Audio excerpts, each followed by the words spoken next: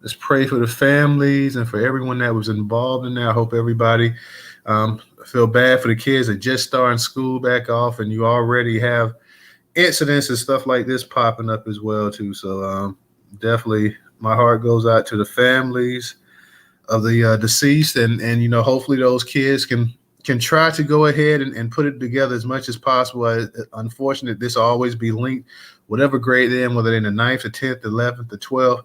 This will always be linked, that shooting, the incident that took place today, will always be linked to that actual the school year that went down to 2024. They always think about that. So, and the kid itself, I believe, was only 14 that actually did the actual shooting as well too. So, um, like I say, once again, my heart goes out to the family, and hopefully those kids can go ahead, and the faculty and the parents and everybody can go ahead and piece it together and move on with their lives as much as possible. So, another tragedy, another mass shooting in America, and you know, something has to be done, but I'm not entirely sure what you can do to stop it. What's up, DJ? Can you hear me?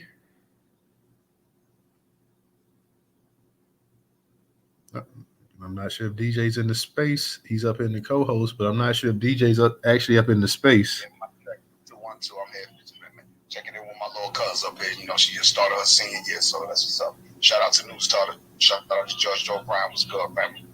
Nothing much, man. Nothing much. We got another action-packed space for the night. Judge Joe Brown's going to be in tonight. We're going to be discussing the trinkets that Black people seem to get all the time or chase politically. We're going to also be talking about the plantation voting mindset. I know if you guys have been in spaces with Judge Joe Brown before, you've heard him countless times mention that. So we're definitely going to go ahead and get it in tonight with Judge Joe Brown. I see my other professors up here as well. Two professors coming up here. So shout out to my boy Professor. I ain't seen my boy Original in a minute. So hopefully Original we'll get a chance to see Mr. Original tonight. Hopefully we'll get a chance to see Mr. Original. If he gets a chance. What's up, Professor? Can you hear me?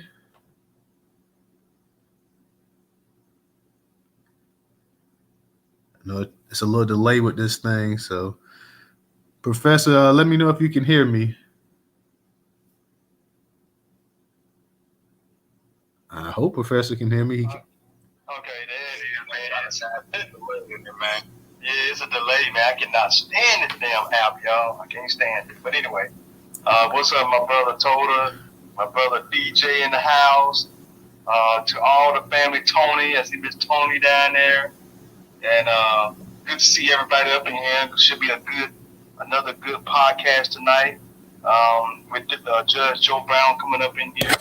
I see the company just popped up in. Good to see you. And Tech, I see you up in here. Nita, PJ, Snake. Wait a minute now, is that a snake? Something down there say Snake Bliss. Okay.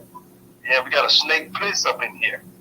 So good to see everybody up in here tonight. And I know it's going to be a very good topic. Judge Joe Brown up in here. Judge Joe Brown, he always say what's on his mind. That's what I love about it. He say what's on his mind and he don't hold back. That's a brother that I always look up to. One that can speak his mind and let it be known what's really deep, what's the real deal. You understand? That's what we got to do. We got to be on real deal time, okay? So I'm gonna land right there. Told him, man, hey, is he coming up soon or? Well, the judge, he pops in a little bit late. He does be fashionably late sometimes. So it's been a couple of times that right as the space started, he popped in, but normally he's 15 to 20 minutes late normally. So he'll be coming through. He's something because he has all these other engagements as well too, and other things he be doing as well too. But he'll be in here. I'm surprised that Dana hadn't popped up in here yet, but he'll be up in here. And I'm gonna go ahead. Matter of fact, I'm gonna go ahead and just send him and just text him the actual link, because I sent him the text of the link actually this morning. I think he actually retweeted the actual space out as well too, so he knows about it. But in the meantime, too, though, Professor DJ, while I got you up here, I know DJ's with his people. I want to go ahead, Israel. I want to go ahead and start getting this conversation rolling too, because when the judge comes in, We don't need to come having a pitch quiet room and nobody's talking. Everybody got their head down.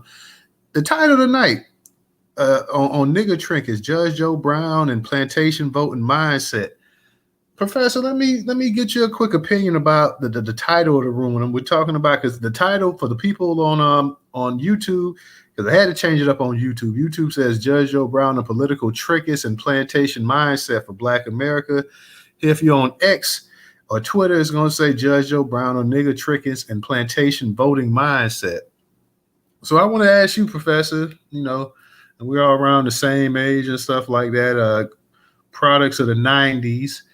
Your personal opinion, do you think that Black people are still in search of trinkets? Do you think that we as a group, when it comes to being political, that we have a plantation type mindset? That some people say that to a certain degree we're naive politically. Do you believe any of that, or you think that's just misplaced? To be honest with you, Toda, I really believe that our people have for the longest had the plantation mindset as I look at it now. Here I am, almost 50, 2 years away from 50. And I used to be in the same mindset that everything had to be basically Democrat. Everything. Because, this is what we've been told. You got to vote Democrat on everything, right? And we voted, as we see now, for 60-something years, Democrat, right? And what has it gotten us? It has gotten us nowhere, okay? And we continue to do it. We continue to follow this same path, because even right now, we see a lot of our people still following the mindset, well, like for instance, with Kamala, she's Black, so you got people saying, well, I'm voting for her because she's Black. Right? They saying I'm gonna vote for her because she's Black and she's Democratic, even though no black poppy. Exactly. Even though she's not Black and she's not Black American, she's for the longest went along with the Indian American heritage population, because that's really what she is, who she is. Okay, she is Indian American. So, but we got people all throughout these spaces and all over social media saying you should vote for her because she's a Democrat, and even though she might not per se be Black, whatever, but she's darker. I haven't even seen that. She's darker than the other guy that's running, which, they're talking about Trump. And so she's the closest thing to being close to us than what he is, because he is definitely not looking out for us. So this is what you see. Vote for Kamala because she's Democratic and she's dark. So yes, I do see it. We continue to follow the same thing, a lot of our people. And even the ones that are not FBA Blacks, the other Blacks, of course, doing the same thing. See? So there you go. It's not helping our growth, okay? We are like puppets. We don't, I hate to say it like this, Toto, it's almost like we don't do enough research about candidates and policies, laws. We don't do enough research into policies and entities that can actually help us to achieve the goals that we need. All we do is just go, it seems like we just go along with what somebody tells us. It's almost like somebody can say, well, you just need to vote Democrat because the Republicans are going to put you back in shackles. See, and it's like when you hear that, right, what do Black people do? Oh, shit, I got to get to the polls. Try not to curse, Professor, but go ahead. I'm sorry. My bad. But I put an emphasis on that because that is the mindset that's keeping us behind. Because we don't look at the people that's running, and we don't look at policies. We don't do any reading and research. Like, I'm talking about deep diving research into what could be good for us in a policy.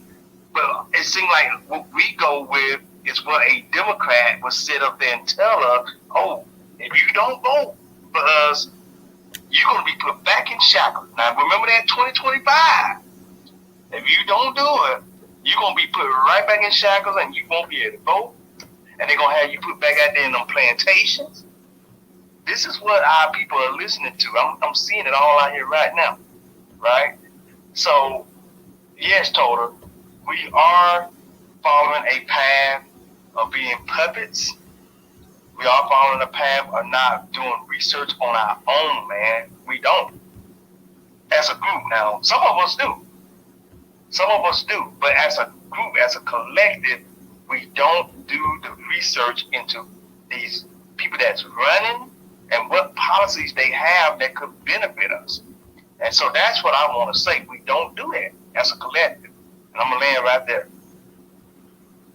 All righty. I see we got Israel. I'm gonna let you go ahead, but I just got to go ahead and give a heads up. We got the Honorable Judge Joe Brown in the house tonight. Judge Joe Brown, how you doing?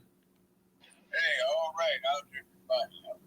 Lady, and it being said 7, I was thinking 7 times. But here I am. I've heard a little bit of what you're saying. One of our problems is our sources of information. Talk about white supremacy, and what I hear a lot of is almost direct quotations from white supremacy or mainstream media, which is the propaganda engine of white supremacy, but it's leftist white supremacy more so than the good old boys. The rhetoric is kind of strange because what you think of is white supremacy is kind of on the far right, but they are finding common cause with black people. And the white supremacy on the left is finding common cause with black women.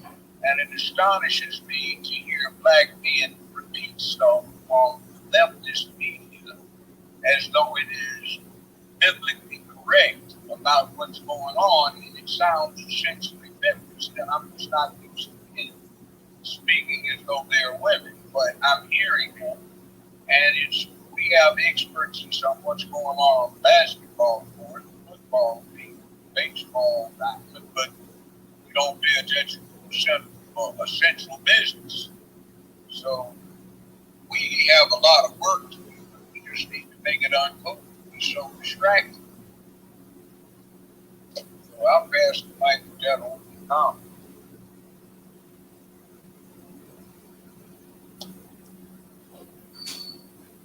Hey, welcome, Judge. It's good to hear from you. I'm glad you're in the space tonight. What I gotta say is, man, our people are in an abusive relationship with the Democratic Party. It's like we getting beat up and making excuses for the abusive husband. Nobody that you talk to can give you a logical explanation on why they want to vote for Kamala Harris. They just said we gotta vote for Trump bad, he this, that, and the other. But what they say, they can't give anything, any sensible explanation on why you should vote for. Well, it's kind of that thing I just mentioned. There is an alliance between the socialist left and the black woman, and they're feeding everybody that kind of fire, which is essentially vain feminism. And everything is anti-black man unless the black man wants to abandon his masculinity and go with this flow of femininity. And that's part of the whole problem. But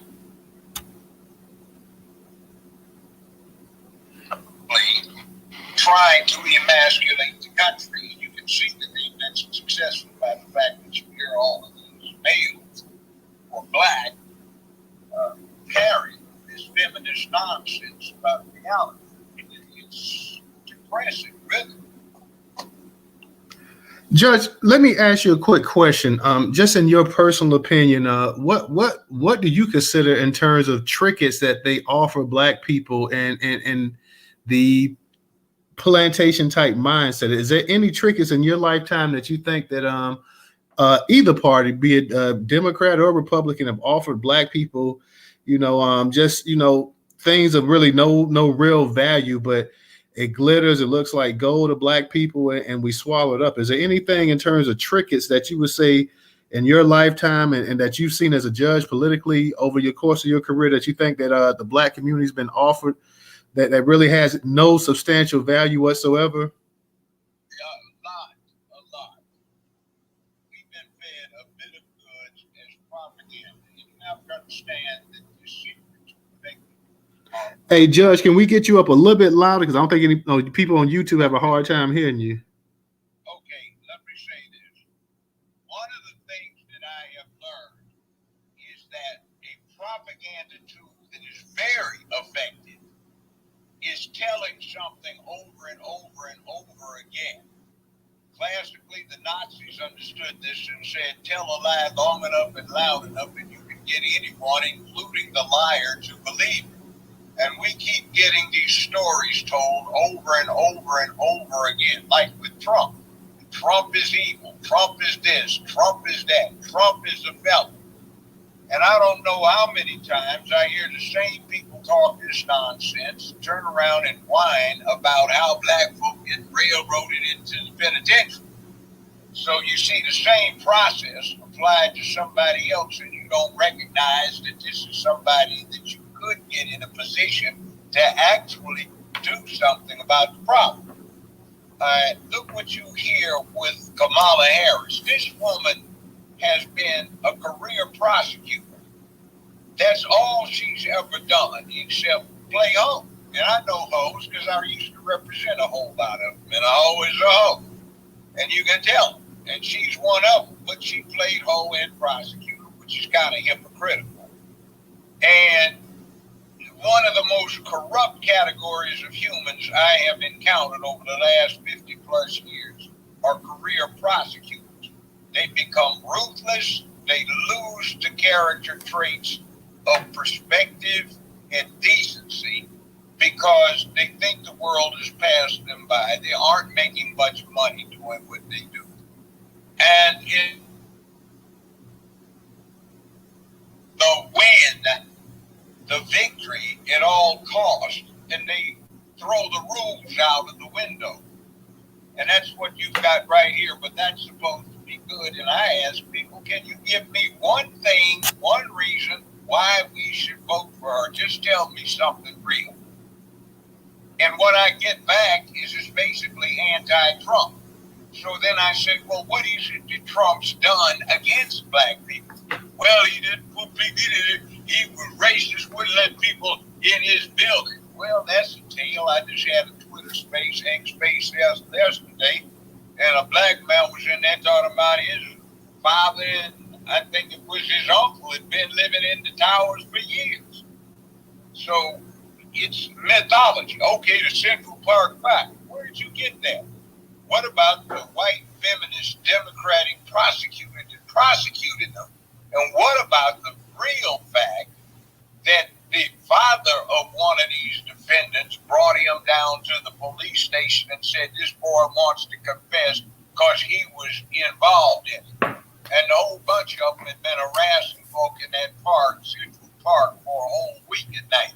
So when this one goes down and confesses with his father sitting in the interrogation room, who brought him down there, and the rest of them punk out his ear and confessed. Now this is supposed to be Trump's fault because he wrote an article that said something ought to be done against him. The crime was horrible, and they said they did it. They didn't come up with that it was coercion or it was false until later. So you get on him about stuff that's not really there, and you forget other things about a young man, a black man, getting a $13.1 million settlement for being kept in jail almost 8 years for a murder that Kamala knew he did not commit, and hid evidence that would have exculpated him until the state Supreme Court said she had to turn it over. All right, how about this thing about the juvenile sentences given out to parents for truancy?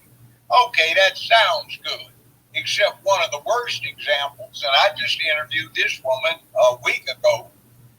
What went on was she dotted all the I's, crossed the T's. Her 9-year-old daughter was suffering painfully and horribly from sickle cell disease, in and out of the hospital, covered with statements and releases from multiple doctors. Well, anyway, she had a little problem with the local school board. Well, Kamala pushed this stuff up in the Bay Area, then came in as state attorney general and decided to push it on that level and make it a state law, and actually sicked the news media to wait outside this woman's home. It was a nice home she was buying, 3 bedrooms. And the woman was told that somebody would come there to help work stuff out, which the problem she was having getting teaching staff to come to the home to do the home teaching of the daughter.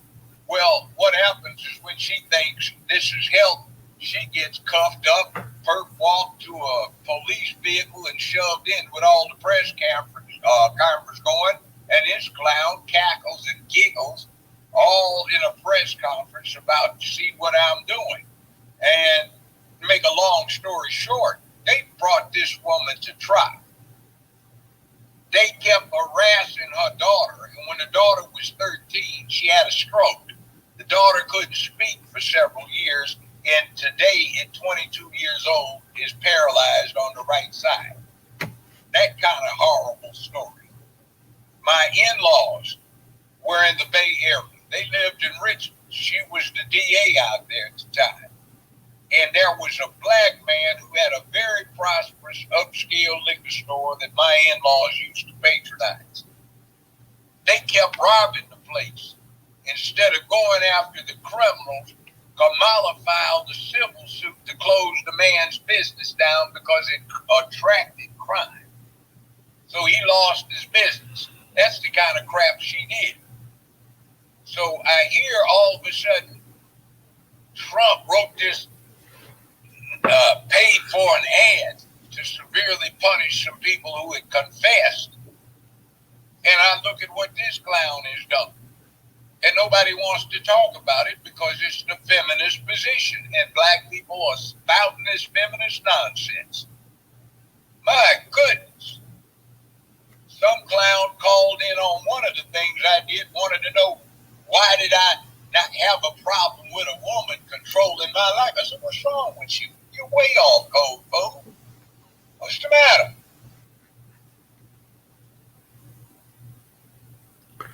Thank you there, Judge. I see we got a hand up. Tammy, go ahead and unmute your mic. Go ahead. Hey, guys. Can you hear me? Yes, we can. Okay. First of all, I want to thank Judge for having the most amazing voice ever, standing up against this crooked and Kamala Harris and her fake whatever she is. I try to find words for her, but she's just so fake. I don't even know what she is. But I have a question that there's a story going around X and Facebook that I've seen about a girl who was involved in a hit and run when Kamala Harris was the whatever she was in California, and the mother being silenced because she was too afraid to speak out because Kamala Harris was who she was, the AG. Is there any truth whatsoever to that that you know of? Do you know of this girl that's paralyzed now, and she's come forth because her mom died last year? Is there any truth that you know of whatsoever to this story? Do you have any inside information about that? I am looking to some of my California contacts for further information on that report. I cannot verify it. I cannot discredit it at this point. Either way, I don't know enough about it. I've heard it, and I'm looking into it. But I did see something interesting today on the same kind of topic. because it's the same subject, but in Georgia, in Fulton County. Now, do we remember when Miss Fannie Willis got up there and testified that she and Wade were not together anymore? Yeah. Well, what did we see? And we're looking at it from the cop cameras on the scene. Her pregnant daughter got pulled over for driving on a revoked license and arrested. And who shows up on the scene but Wade and Fannie yesterday? And they're supposed to be broken up. Now, a broken up couple, with the situation they have right now, I thought it was a damn fool move for her to take the witness stand and go through that Fifth Amendment disregard, which was one of the dumbest I've seen in 55 years. But to show up right now with Wade in tow when your daughter is getting busted, that's about as dumb as it gets. But here we go. Did they lie on the witness stand? What's going on? And by the way, what was going on there is the same kind of thing that's alleged to have happened in California. It's money laundering. See, nobody wanted the press didn't want to talk about it. But let's talk about her. We can slide back into the main theme. And you see, she's talking about poor black woman getting dunked on by everybody. Well, under the Constitution of Georgia, there's nobody over her but the people. So anything she okayed that Wade submitted as an expense would be paid. So he'd been paid $720,000 and the case hadn't even been set for trial. To put it in perspective, the President of the United States of America got roughly half that for his yearly salary. And the Attorney General of the United States got about 3/5 of that for his salary. $380-some thousand a year for handling all the business of the United States of America. And this guy got $720,000 paid out to him. That the two of them split. They could have, if she hadn't taken the stand and exposed them, she probably and he probably could have split anywhere from $6 to about $8.5 million before this was through. And they were laundering money. There's a lot of missing money going on. This is the same thing happened in California. And if you want to get into it, ask about One West Bank that was owned by George Soros. It was deep into this mortgage fraud thing about 15 years ago, and a lot of people lost a lot of their property, including some neighbors of mine out there. So just about every county in California returned indictments against One West Bank and Mnuchin, who wound up in the Obama administration and was CEO of the bank. 5,200 counts of indictment. Kamala Harris got the backing of Soros. Soros and Mnuchin raised $17 million to get her elected as Attorney General for the state of California. One of the first things she did was consolidate the 5,200 plus counts of indictment, dismissed them, and a few weeks later, George Soros sold One West Bank for $3.82 billion. And then what they wound up doing is quickly financing her run for U.S. Senate. And guess what? She had no opposition. It's the first time since the position of U.S. Senate was on the ballots as an elected position. And that's been 100 years ago. There was no Republican candidate running against her. So she gets in as U.S. Senate, and then it comes up to where we are right now. So what are we voting for when we start talking about a crook? Oh, my God, 34 felony counts. Well, I've been a judge, and I'm a better one than that clown was that heard the case. I'm certainly wiser and know more from what he did. If compared to that, and he made a fatal error. He didn't withdraw from the case because his wife was very interested in the outcome. So was his daughter, to the tune of quite a few $1 million. He gave the wrong instructions to the jury, and essentially what Trump was charged with was paying hush money to hush up a crime. So that means that under New York law, you have to prove a crime beyond a reasonable doubt that was hushed. The judge did not charge the jury, refused to charge the jury with that necessity. They just were instructed to consider whether or not he paid, what's her name?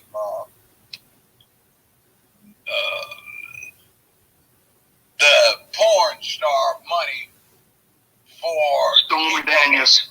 Stormy Daniels. Now, you see, what I was looking at is Stormy Daniels was to be prosecuted for blackmail. And in return for not being prosecuted for blackmail, she gave that peculiar kind of testimony that she gave about other things, which actually had to do with nothing. So the man got prosecuted, so did the corporation, for being victims of a blackmail attempt. And that's absolutely astonishing. And the thing in American law is if the judge doesn't give the right charges, the case is dead on arrival in an appellate court. And that's what you got there. It's not going to stick. So, I mean, it's like you have somebody that's collaborating with this. And then did you see that thing in Detroit where they put the posters out how brown Kamala Harris was? She had on Max C-45, my lady friends tell me. And then you saw the picture, the same picture they put out in Philadelphia where she was pale. And then in Philadelphia, she was using a white accent. And in Detroit, she was using a southern accent. What's going on here? This is so fake. So it's just astonishing. Where do black men and black folk get on about they're doing something holy, going for this con game? This is game. And they don't recognize it. A bunch of little boule idiots running around setting the tone for black folk. None of them have been in the streets. None of them have been out there doing a damn thing about moving the needle for where it sits for blacks or anybody else. They've been enjoying their little existences, and now they're creatures who display the slave mentality because they don't think. And that's part of the problem. The Democratic Party was founded 200 years ago almost to support and spread slavery. It started the Civil War to protect slavery. It had Jim Crow after the Civil War to keep the institution alive, but by another name.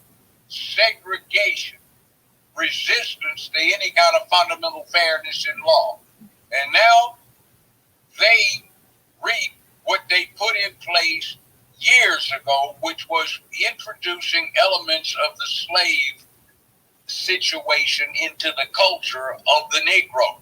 And now these Negroes I think we lost you, Judge. in their heads, in their cultures, and not realizing it. So when you hear this nonsense, it's not thought. It is reflex. It is conditioning. It is being taught to think like a slave instead of a free man. And that's what we're getting. Now, I'll rest my plane on that right now. All right.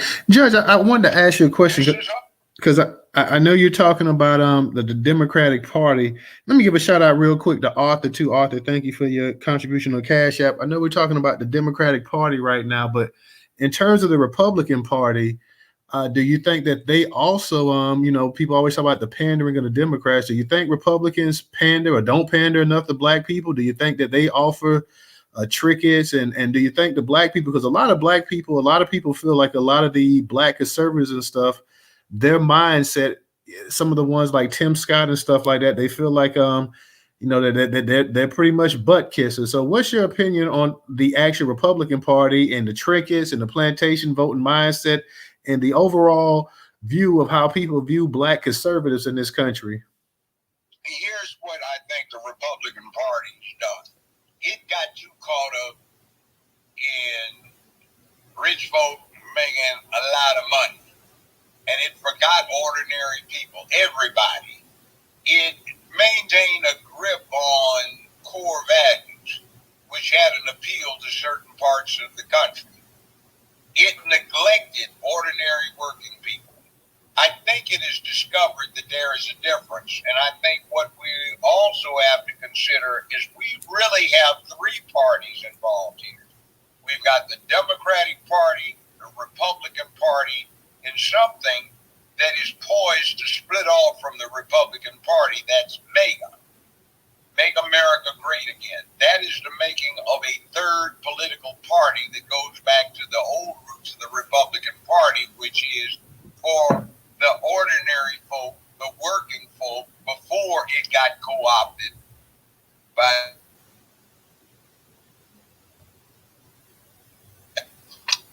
So we have a problem with the Republican Party in its posture on law and order and big money for decades. When they took this big money thing in, that's one thing. When they took this law and order thing in, they started stepping on the Bill of Rights.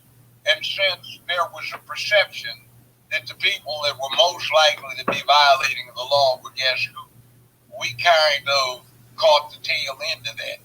Now what's happening is we got another party trying to just stomp all over the Bill of Rights, but not for the purpose of law and order, but for the purpose of just getting rid of the inconvenience of free speech, which they want to control, censor, getting rid of the Second Amendment, the right to be armed. For some reason, they want everybody disarmed and helpless. That's not for some reason. That's for one of their reasons.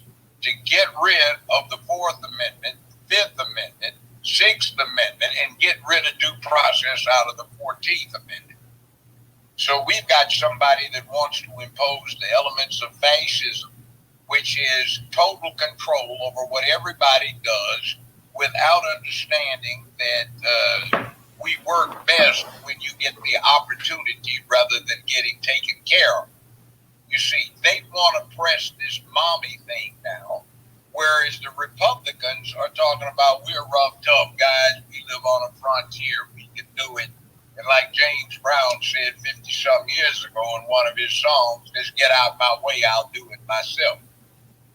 And that is kind of the philosophy that goes along with masculinity. So the problem is that what we are thinking about with the Republican Party is a law and order thing that was about big business.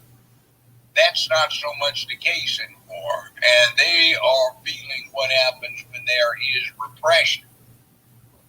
Now, with that said, you have a choice of, do you want to have free speech? Do you want the Second Amendment? Do you want to be free from self-incrimination? Do you want to have your rights to resist search protected? Or do you want to give them up so some people can feel safe and impose this rainbow nonsense on you? To mutilate your kids and do what Walt signed into law, which was if your minor child decides that they want to have mutilation and get switched into some facsimile of some other gender, and you resist that, you can have your children removed from you. California with Newsom, it is straight up and down Democratic, and what do they have? It makes it a crime for a school teacher to tell a parent that there are plans afoot to convert their child. See, that's the kind of thing we want to deal with. Do you want them storming through a restroom where your daughter, your wife, your girlfriend, your mother, your grandmother, your aunts, and ladies that you work with are going to be when some pervert has free access to them? Also part of this thing, junior high, middle school, high school. That means these boys still with penises hanging and balls bouncing. If they claim they're female, they can go naked in the showers with the girls, use the same locker rooms as the girls. This is just not the way to work it. So what are we doing here? We've got the choice. And yes, everybody in this whole game has done some wrong to black folk. There's no question about it. But the point is politics is vicious, it's mean, it deals with the real world, and as an actual consequence, people suffer, they go broke, they can prosper, or they can die, and people do die. So you have to evaluate that equation, not whether or not you like somebody.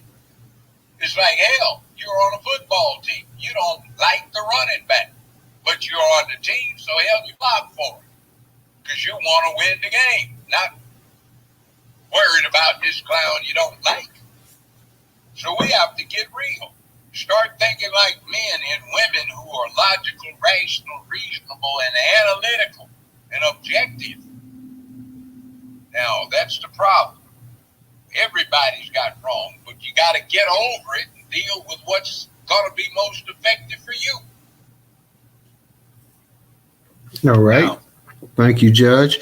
Can you hear me now? I'm raising my voice. Yeah, I can hear. We can hear you good. You started off pretty low, but we can hear you. We can hear you loud and clear now. If anybody up here, I see we got some new speakers up here. If you guys want to speak, just raise your hand. We'll go ahead and we'll get to you. Same for anybody in the listener section. If you guys want to speak and you want to come up here and ask Judge Joe Brown a question. Now, Judge, I do want to ask you specifically, can you think of any specific trinkets, in particular, since let's just say for the past 70 years in this country, can you think of any particular trinkets that either political party has aimed at Black people?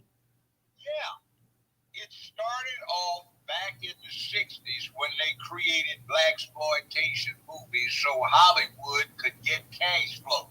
The movie studios were going broke because of something called television, that it switched to color television. So people weren't going to the movies.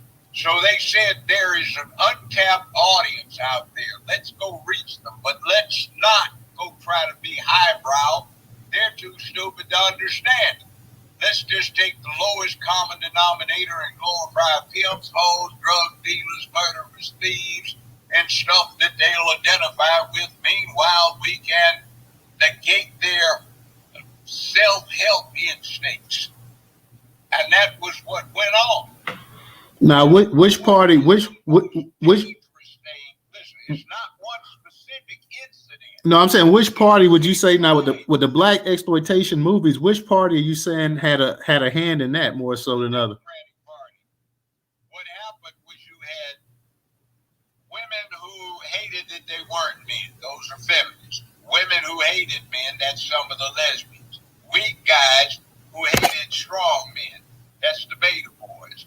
You had some gay folk that hated that they weren't normal men, and you had a whole lot of people that hated men because they thought war was a man thing.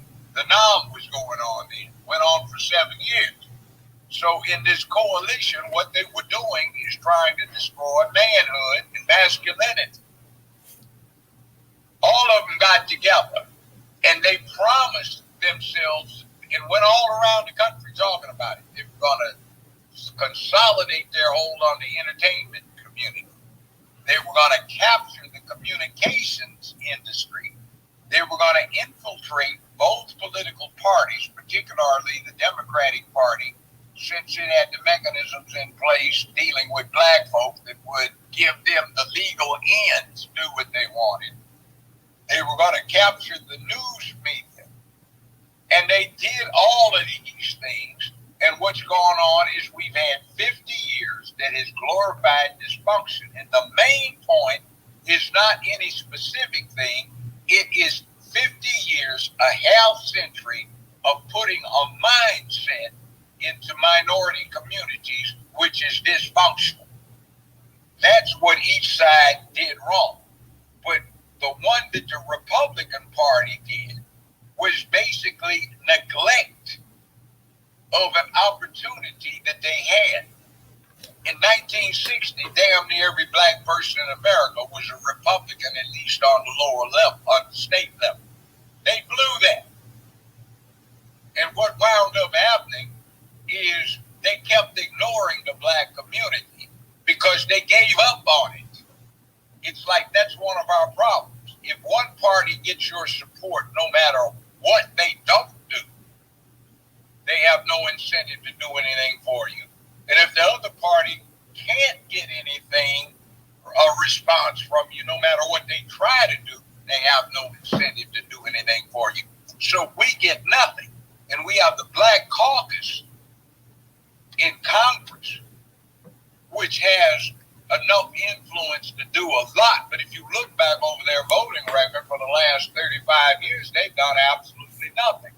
And I think there may be 5, 6 members of the Black Caucus that aren't also members of the Liberty Caucus. And the Liberty Caucus is the LGBTQIA plus caucus. And there are a lot of white people in the Black Caucus. And if you want to hear one of the exhibitions of why it is such a con game and why you're talking mindset, is how many of us have been screeching about reparations. In order to get it, it would have to be something that went through Congress. You would expect the Black Caucus to do something about it, right? Well, the chairman of the Reparations Committee for the Black Caucus has a name. His name is Steve Cohen. He is the congressman for the 9th District of Tennessee here in Memphis, where I am right now. He's white, he's Jewish, and he's gay. And that's who's in charge of the Black Caucus's Reparations Committee. He's the chairman. Now, you see where this goes? We don't have any representation in Congress because our representation represents another group entirely. I'm not getting on gay folk. Get your freak on in your bedrooms if you choose. That's your business. I'm talking about a political, semi-religious, faith-based cult known as the Rainbow. And the Black Caucus is square on board with this rainbow thing, which is what makes them so dangerous, because they operate on the principle of by any means necessary. And that means subverting the damn Constitution and everybody's rights if they can cram this new faith down everybody's throat. It doesn't have a God to it, but neither does Buddhism or Confucianism. And it is a system of philosophy that negates all human character. It is against duty, honor, obligation, responsibility, accountability, dedication. It is against public peace, dignity, and order. It is against making where you are a better, safer, more secure place filled with economic prosperity and sense of purpose. You are supposed to have no guilt, no shame, no self-control over anything you do. You're entitled to every dream you can fantasize on a nightmare, depending. And everybody's supposed to give it to you, and you become dependent. There's an old biblical saying that you can feed a man a fish, or you can teach him to fish so he can fish himself. And the prospect here is to keep folk needing to be fed that fish instead of being able to fish yourself. Keep everybody in the crib from birth to grave. We're big brother. I guess it would be big sister now when she trannied out. Or it trannied out. And that's what we have. The Republicans have their problems. But basically, they did not commit the sin of trying to keep a slave's mindset in place in the minority community. And that's what the Democratic Party did. It's no one particular thing. It's that enslaved mindset where you can't do, somebody's got to do for you. You can't take it, somebody's got to give it to you. You have to get permission, somebody's got to give it to you. You have to be undyingly loyal and roll over on your back so your belly can be scratched and wag your tail when you're told to do so, because they want you to be a domestic animal, and that's what they put in place 200 years ago, more than 200 years ago, and that's what they're still calling upon right now to control things. And it is astonishing when you look at it.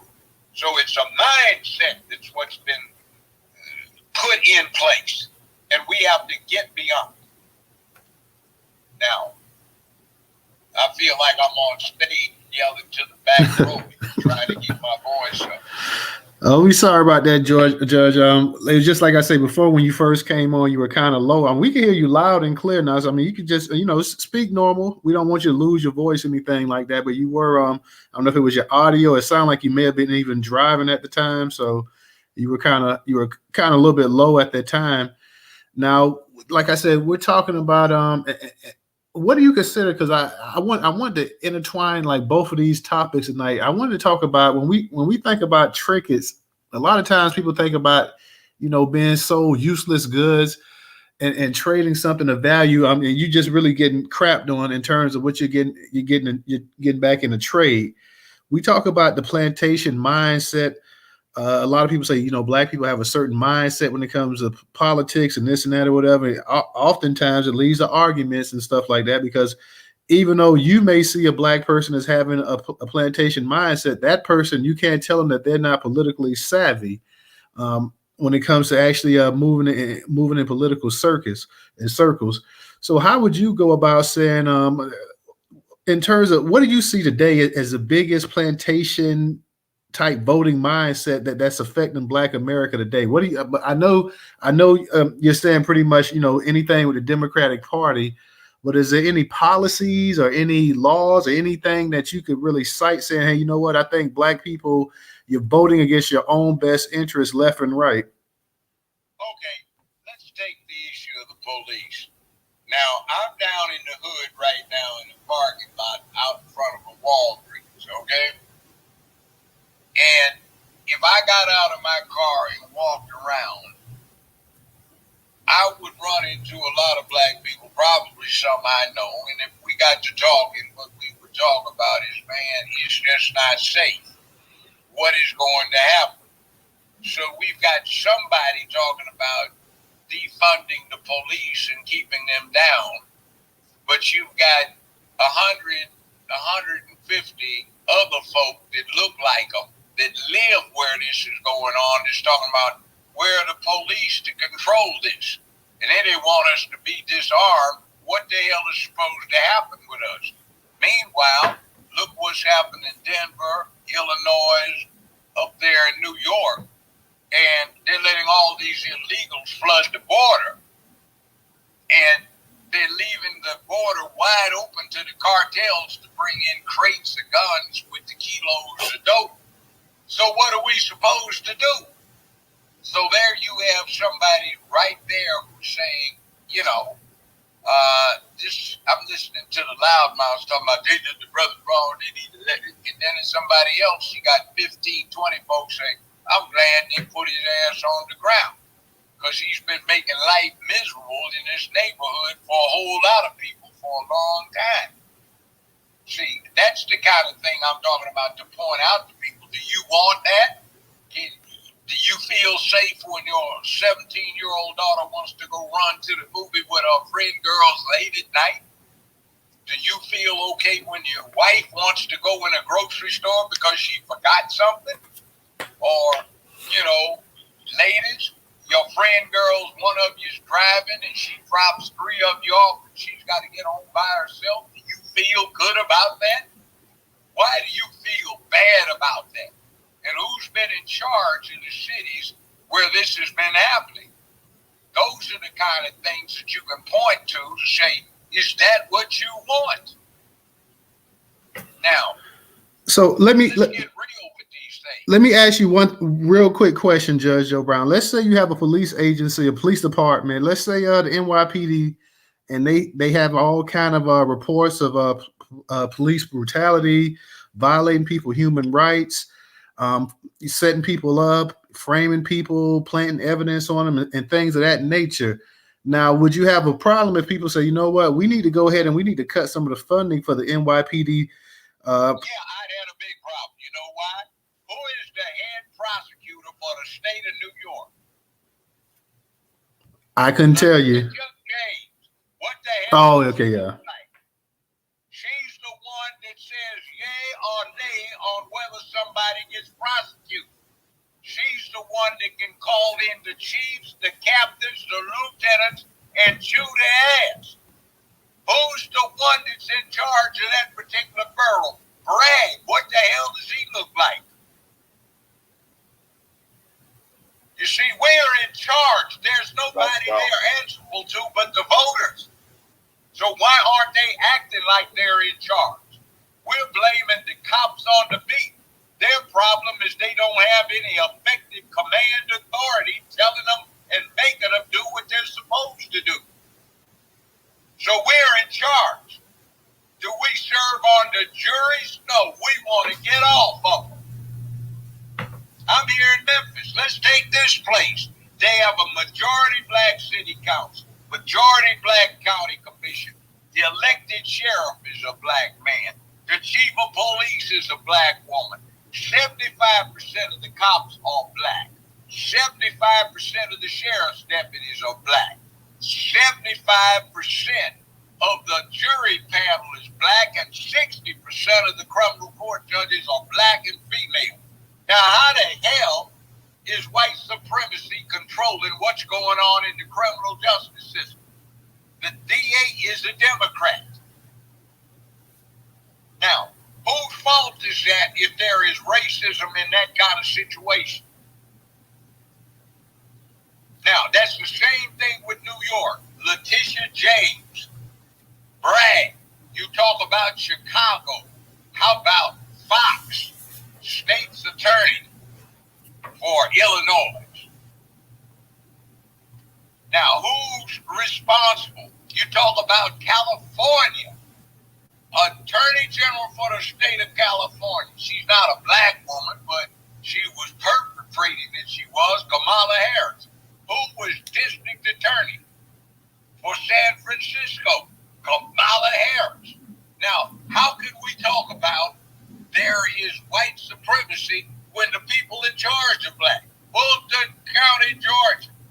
Fannie Willis. Who's in charge?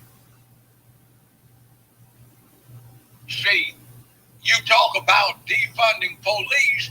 Hell, you need to defund the people in charge of them. The district attorney is the top cop in a district.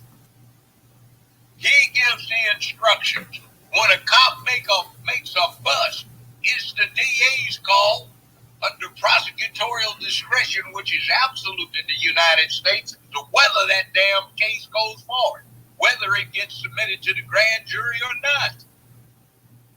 So how are you going to blame these cops when they have no effective leadership at the top except some posers, some boule asses who are trying to go around and game the system like Fannie is down there doing? They're getting on me because I'm a black woman. Who? There's nobody in charge over you. You have nobody to answer to, except every 4 years you have to stand for election in a majority black county. See, that's the proposition we have to deal with. Take control of your circumstances. We can vote. Who the hell are we voting for? We elected these people. If the police are out of control, it's because the people we elected are out of control. And they look just like us. All right. We got Israel. He's got his hand up. Go ahead, Israel. You got it. Hey, Judge. I got one question for you. I see they throwing this thing about Project 2025 around a lot. Could you please elaborate on that? Tell us a little bit about it if you know anything about it. Yeah, I do. It's not all this and that. It ain't bad. The problem is Trump is over and over again denounced it. He says that's not me. I have my own plan. So why is it that the Democrats keep pushing this like Trump is adopted? Well, I said it earlier. You tell a lie long enough and loud enough and you can get anybody to believe it. So the Democratic Party is deliberately lied. He is in favor of Project 25 and he keeps denouncing it. Then they keep saying he's supporting it. They want people to believe the lie. Now, if you read it, it ain't really that bad anyway, but it's a proposition that somebody had. But then again, it's mostly formed by what they call the Heritage Foundation, all right? It's a right-wing think tank.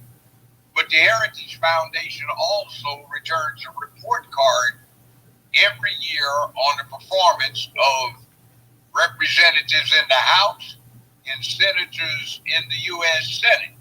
So let's look back on the people that they have pushed and favored. Barack Obama was in the U.S. Senate for 2 years. They gave him their third highest rating out of 100 senators for being a conservative voter. That's not the way he campaigned. They gave him a 96. The next man up, number 2, got a 96 plus, and the person in first place for the most conservative got a 97. And that's in spite of his having the record for the lowest amount of votes of any U.S. senator. So they endorsed Barack Obama, so they've got a campaign that they are pushing his Project 25. So are we supposed to say Obama was an ass? Oh, I'd say that. Yeah, I think he was. But the people that are calling Trump something because other folk are lying and saying he's adopted the Heritage Foundation's program, see where this goes? It's just propaganda. Now, if somebody says, I'm not following it, what are you supposed to do? Well, you're following it. Well, what makes you think that? I have never spoken for it. I'm denouncing it.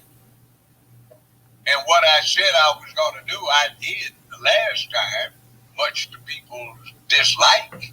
But I don't lie about what I say I'm going to do. So, what exactly is supposed to be said about it when the man's denounced it? Now, I'll just say it's propaganda again. All right. Thank you, Judge. So we got a hand up. Is it Nebula? Nebula, go ahead and unmute your mic. Yeah, Judge, I talked to you yesterday. Good to see you. I love hearing from you. I had a quick question. I figured maybe you'd be able to shed some light. What exactly is a think tank, and how does a person get involved with the think tank? What's the purpose? What kind of people are in the think tank? Are there physicists, psychologists, sociologists, lawyers, and things of that nature? And also, to the degree that we have sort of been victims of propaganda, what methods can we use to counteract propaganda on our behalf to the effect that we're able to change the perspectives and opinions and philosophy of our people in a way it is as equally effective as we've been sort of deceived with all of the rainbow code and things of that nature? Okay. When you see a news report and it expresses an opinion about something, it's not a news report. That's supposed to be reserved for the editorial section. A think tank, I know what a think tank is because more than a half century ago, I was an intern at a Washington, D.C. think tank. A think tank is a group of people put together to turn their intelligence and thoughts to various problems and come up with analysis and sometimes propose solutions. Think tanks vary in their purpose. The think tank can be something to deal with military strategy. It can be something to deal with military tactics. It can be something that deals with petroleum logistics or military logistics. It can be something that deals with medical situations. And it's just exactly what the title implies. It's a group of people who are put together to think about and study certain issues or certain problems or certain situations, and then propose solutions or provide analysis for people who are charged with doing something about it. typically a think tank reports to a large corporation, it reports to a military, it reports to a legislative body, or to an executive. And if that... Yeah, I have... Go ahead. Yeah, I have one more question, because doesn't that sort of fall in line with W.E.B. Du Bois's talented tenth as a concept of allowing us among us to sort of represent us in a way that we could sort of curate future progress and things of that nature? Yeah. And do you why don't we have that? Like, where are they at in terms of? I know we have the Congressional Black Caucus, but where are the more critical thinkers like yourself? Where are your allies? Where are your allies? Because for where you work at specifically as a judge and a lawyer, where are our physicists, our psychologists of similar caliber, representing us in a way that is effective, that we can use this as a tool or vehicle to go in a direction that's beneficial to us as a group? Okay, we have smart people, but as a deliberate campaign, we are kept silent, not in our voices, but being heard. We are confronting what is probably one of the most controlled media situations this country has ever had. I know it looks like it's wide open, but it's not. You get demonetized on YouTube, Facebook permanently banned me. No way I can get back in either under an alias or anything, because not for what I did on YouTube. I've never posted anything. It's what they say they don't like that I post on X. You see, that's spread to a lot of people. Where are the black smart folk? Okay, let's take a Lucy. Go look at the Science Channel. You see it's the brother. He was a U.S. Marine before he came out, went back to college with the MIT. He literally is a rocket scientist, and he's in charge of NASA's trajectory calculations for deep space missions. He's boss. He plays basketball. He talks to youth all over the country. If you ran into him on the streets, he's somebody you wouldn't want to mess with. Now, we have a lot of people like that. It's not just DeGrasse Tyson that's a black scientist. We have quite a few, but you don't hear from them, because as much as they speak out, as much as they tour around the country talking to other folk, media blacks them out.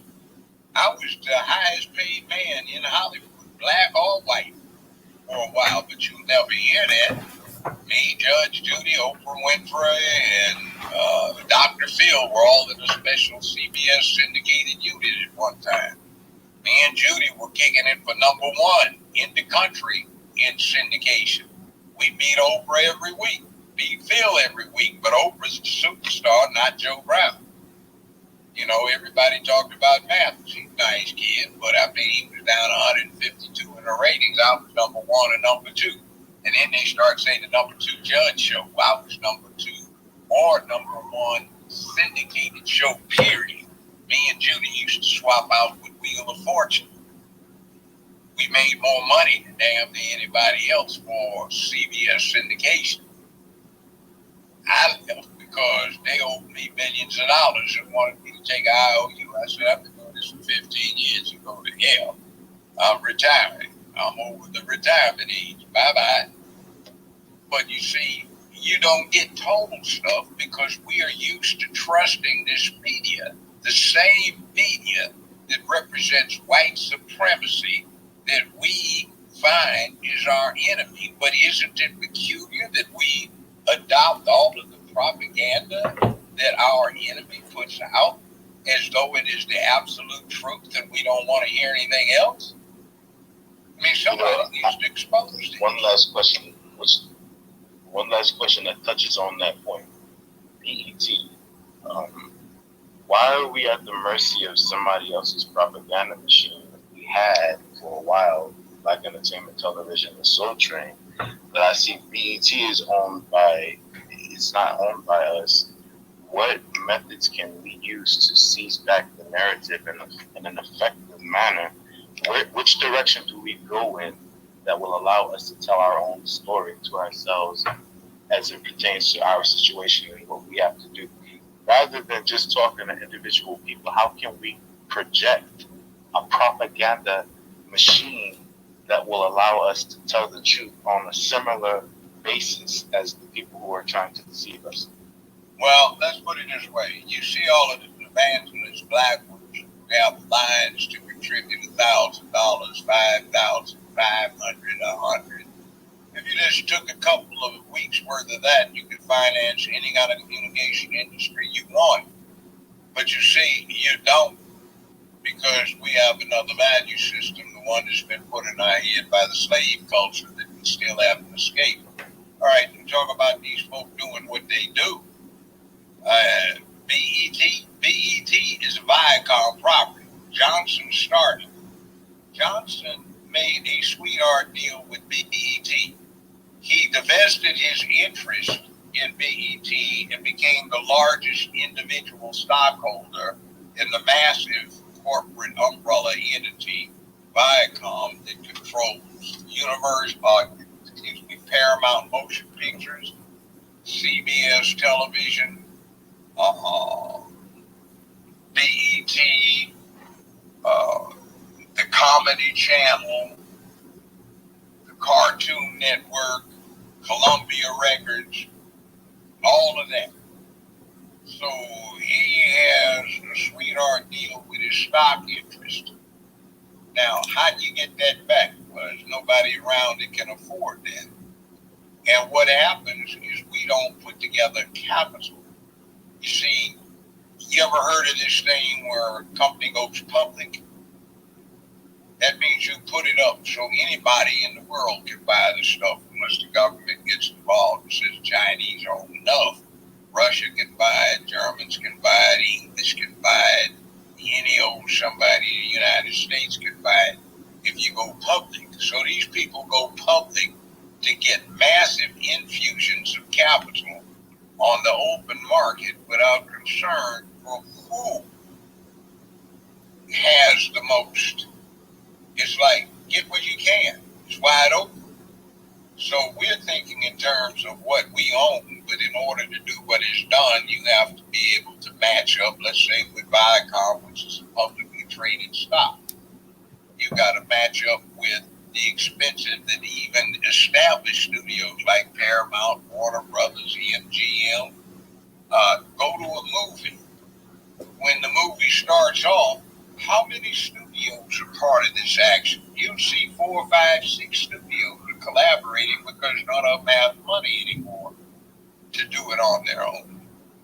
So we have to start putting together capital and arranging finance. Now, there's some of us who can do that, but interestingly enough, they run into problems because these cities that we control, these black folk with a big stake in the Democratic Party outcomes control, they don't have these cities deposit their city funds or county funds in certain banks so that these banks will have sufficient capital or cash on deposit that allows them to make certain loans and advancements and lines of credit.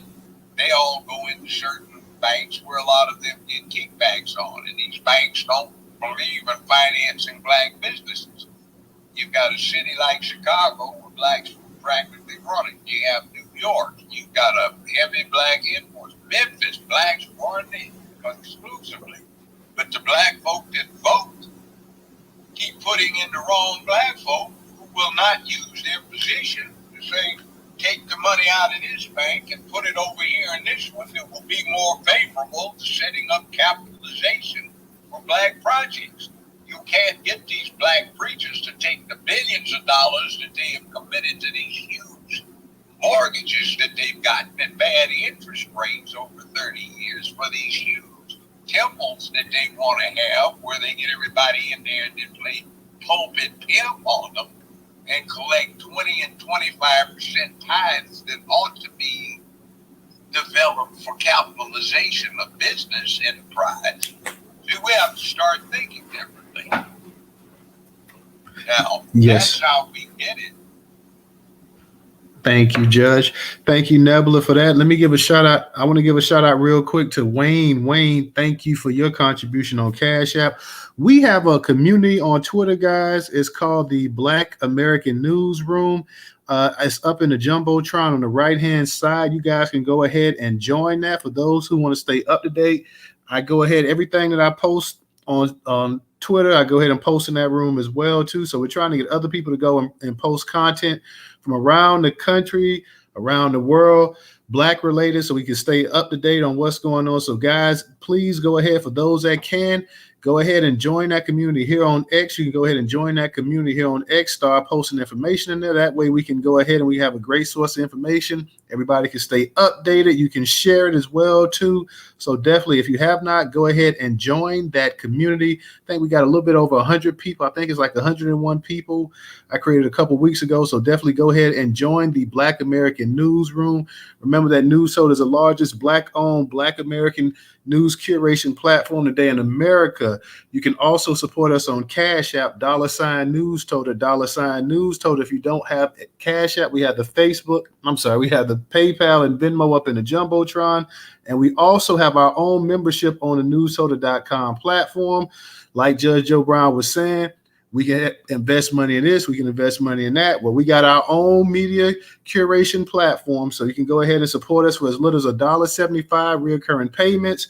You can support the Newstoter.com platform. It is 100% Black American owned, run, and everything else managed as well too, guys. So definitely, for those that can, like I say, for as little as $1.75, you can support us. Think about it. That's as cheap and inexpensive as you can. Judge Joe Brown, can you think of another Black-owned business that you can support for as little as $1.75 a month? Yeah, mine. Oh, yeah. Judge Joe Brown Barbecue. For more than $1.75, you can go buy a bottle. It's available on Amazon, or you can go to jjbbbq.com and order yourself some. Tiffany Heidish is one of our investors. Beyonce's personal chef, Chef Damon. He is a collaborator. We're working with a sister named Michelle Dukes, who's got a distillery, and she makes one hell of a smooth edition of bourbon called Poppy's, P-A-P-I-S, that takes the recipe that our moonshine producing granddad made down in Mississippi. And you've got another sister who operates the only USDA certified Black-owned beef packing plant in California out of Compton. And we're working with a Black winery to put our product out. So we're trying to expand Black business. We're 7 years ahead of the curve, and we're not taking anything out. We're keeping everything in until it gets big time. So there is that. You can do stuff along these lines. Black business. And by the way, this is American business. Remember, if you've got a good business, you can go public and anybody can invest in white, black, brown, red, yellow. So that's like if you want big business or really huge business, you're going to have to diversify. Now, there you go with that diversity, equity, and inclusion. I'm not talking about that where you just pass it out. I'm talking about offering something that has an attraction for everybody. So, yeah, it's time to start making coalitions, and I want to put something out there for people to think about it. Even that jackass Biden mentioned it 4 years ago. I'd been talking about it for years. Census indications are that in the next decade or two, there will be no majority race in the United States of America. Everybody will be a minority. And to get things done, you're going to have to deal with coalition politics. And we might as well learn how to do that, because that gives us an opportunity to get in on the ground floor. And getting in on the ground floor, let's go to business. Some of our youth need to be encouraged to not be so focused on basketball and sports, but to get into science, technology, engineering, and math. Because this is the 21st century, and the old stuff agriculture and groceries and stuff like that, they're so packed up with deep pockets, there's no chance for that. But what we need is something new. Just like when you had the dot-com revolution, it was brand new. There was no hierarchy. It was wide open, and some people jumped in it and got big-time businessmen out of it. Got to be big-time businessmen. So we need to do something about setting up something new. There are all kinds of opportunities in this country that open themselves up to the enterprising youth if they think about it. But they're not. So we need to encourage them to get involved in what is coming over the next century. It's going to be deep, and it's going to start accelerating very quickly. And just like our cell phones become obsolete every few months, this stuff is going to work the same kind of way. So let's get out on being able to make cell phones, design them, and stuff like that, instead of just being consumers and talking about we're going to go back to some primitive task or field that's 200 or 300 years old. Just the word of it. Absolutely. And Judge Joe, his barbecue is up in the Jumbotron as well too. It's up in the Jumbotron, so you can support two Black-owned businesses. You can support Judge Joe Brown's barbecue sauce, and you can support the Newstoter.com platform as well too. Let me go ahead and get to anti-woke. Anti-woke, go ahead and unmute your mic. And I'm surprised we got more speakers coming up here, guys. If y'all want to speak, go ahead, raise your hand, request the microphone, come on up here. We're not going to keep Judge Joe late tonight, so definitely if you want to go ahead and ask him some questions, go ahead and get it in while you can now. But go ahead, anti-woke. Yeah, I just wanted to kind of go in on what Judge was talking about earlier. I know there's a lot of people that are comfortable voting in their own parties. I've been a Republican. I've seen a bunch of changes in the Republican Party and the Democratic Party. I can tell you right now is a good time to be alive, just as he said about the MAGA Party. Being a Republican, we have our members that don't have our best interests at heart. They go by the name of rhinos. Republicans in name only. Well, that most of the MAGA movement broke off of that. We're also seeing independents, non-affiliates, everybody getting behind the cause and has been called the Unity Party, not the Uniparty. I think that the hardest part, especially with everything at stake right now, is access to information. So I would like to give a couple of references. Judge was talking about, why can't we get past this point? And what are the roadblocks? A lot of times the segregation policies are designed to keep you in that microcosm they want you to be in. Well, if you go start following, financing's a big deal. I put in the messages, there's an app, Goods Unite Us, that can show who donates to what, who actually owns what company. Simple little app. You can, when you're doing your research, you can look through that. Also, there has been so much misinformation that this has been the worst ever. The Democrat Party that I have a problem with, and I've done my research and studying, is they were the slavery party, the party of KKK. They fought against every civil rights movement known to man. The Republican Party was actually, the original Republican Party was actually designed to combat that and give everybody their freedom. So I would strongly urge for people to, I put a couple of, Prager University has a couple little history things put together. And I think, as I was hearing a lot of people that are starting to believe of all the propaganda that they've been putting in, where do I start finding information? You can get it. They make it harder by the day. But I think that it's gotten to the point that we realize there's one party that's just pure bent on destruction of this country. And I think we can all agree that that's the Democratic Party. So if anybody wants to contact me personally, I have my messages open. And if you want to be, I post a lot of I do the work to hunt down original documents and find out what's BS and what's not. So you're open to contact me or check my page. I'm not trying to promote myself. I'm just telling you that's what I do. But I do have a question for the judge. Go ahead. Okay, well, I sent you today. I sent you the Waltz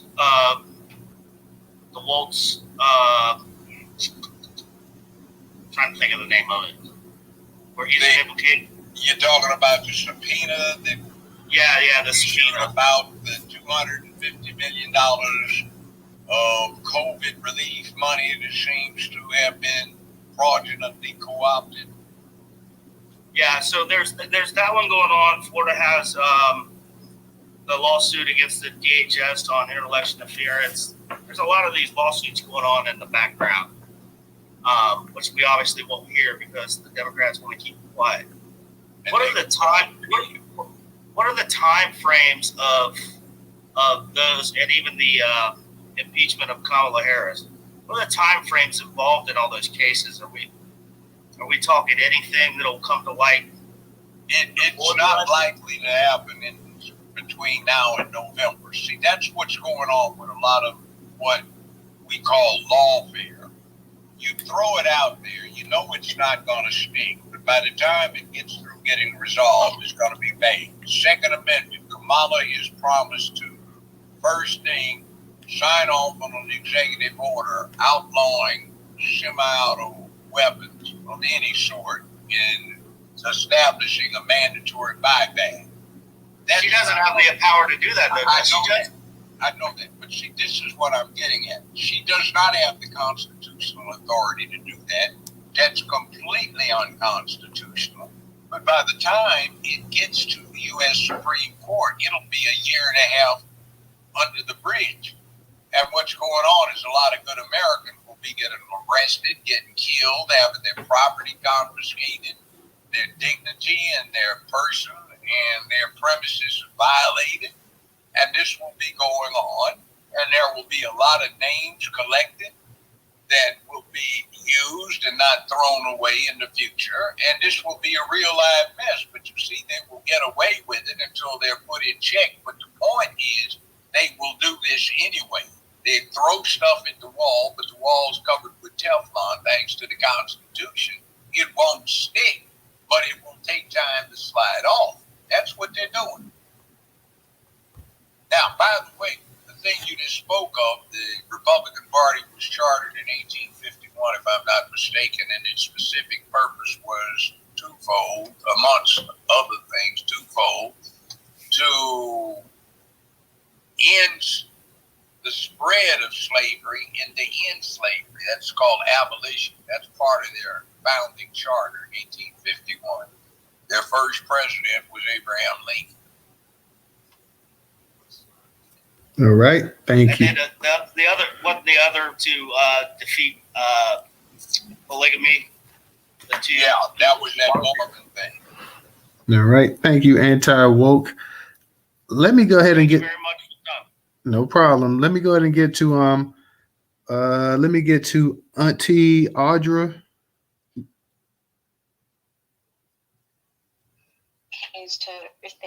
Thank you. Peace, power, and reparations to the room. Or Brown. I'll make this really quick. My question is specific to the Green Party. And I'm wondering what you think of the Green Party as a strategy for American freedmen to make our voices heard that we are voting for reparations this election cycle. Green Party has both direct cash and land as reparations on their platform, as well as a host of other different things that are specific to American freedmen. And so I'm wondering what you think of, especially with everything that the Black Caucus did here in California, what you think of the Green Party as a strategy, as a vote yes for reparations. And I'll end there. Not now. It's a waste of your vote, because what's in store is a very critical problem. You have to defeat what the Democratic Party is doing. As I said, they want to get rid of the First Amendment, the Second Amendment, the Fourth Amendment, Fifth Amendment, Sixth Amendment, and subdue the part of due process that comes out of the 14th. The methods they are coming up with are the same as the Nazi Party imposed in 1934.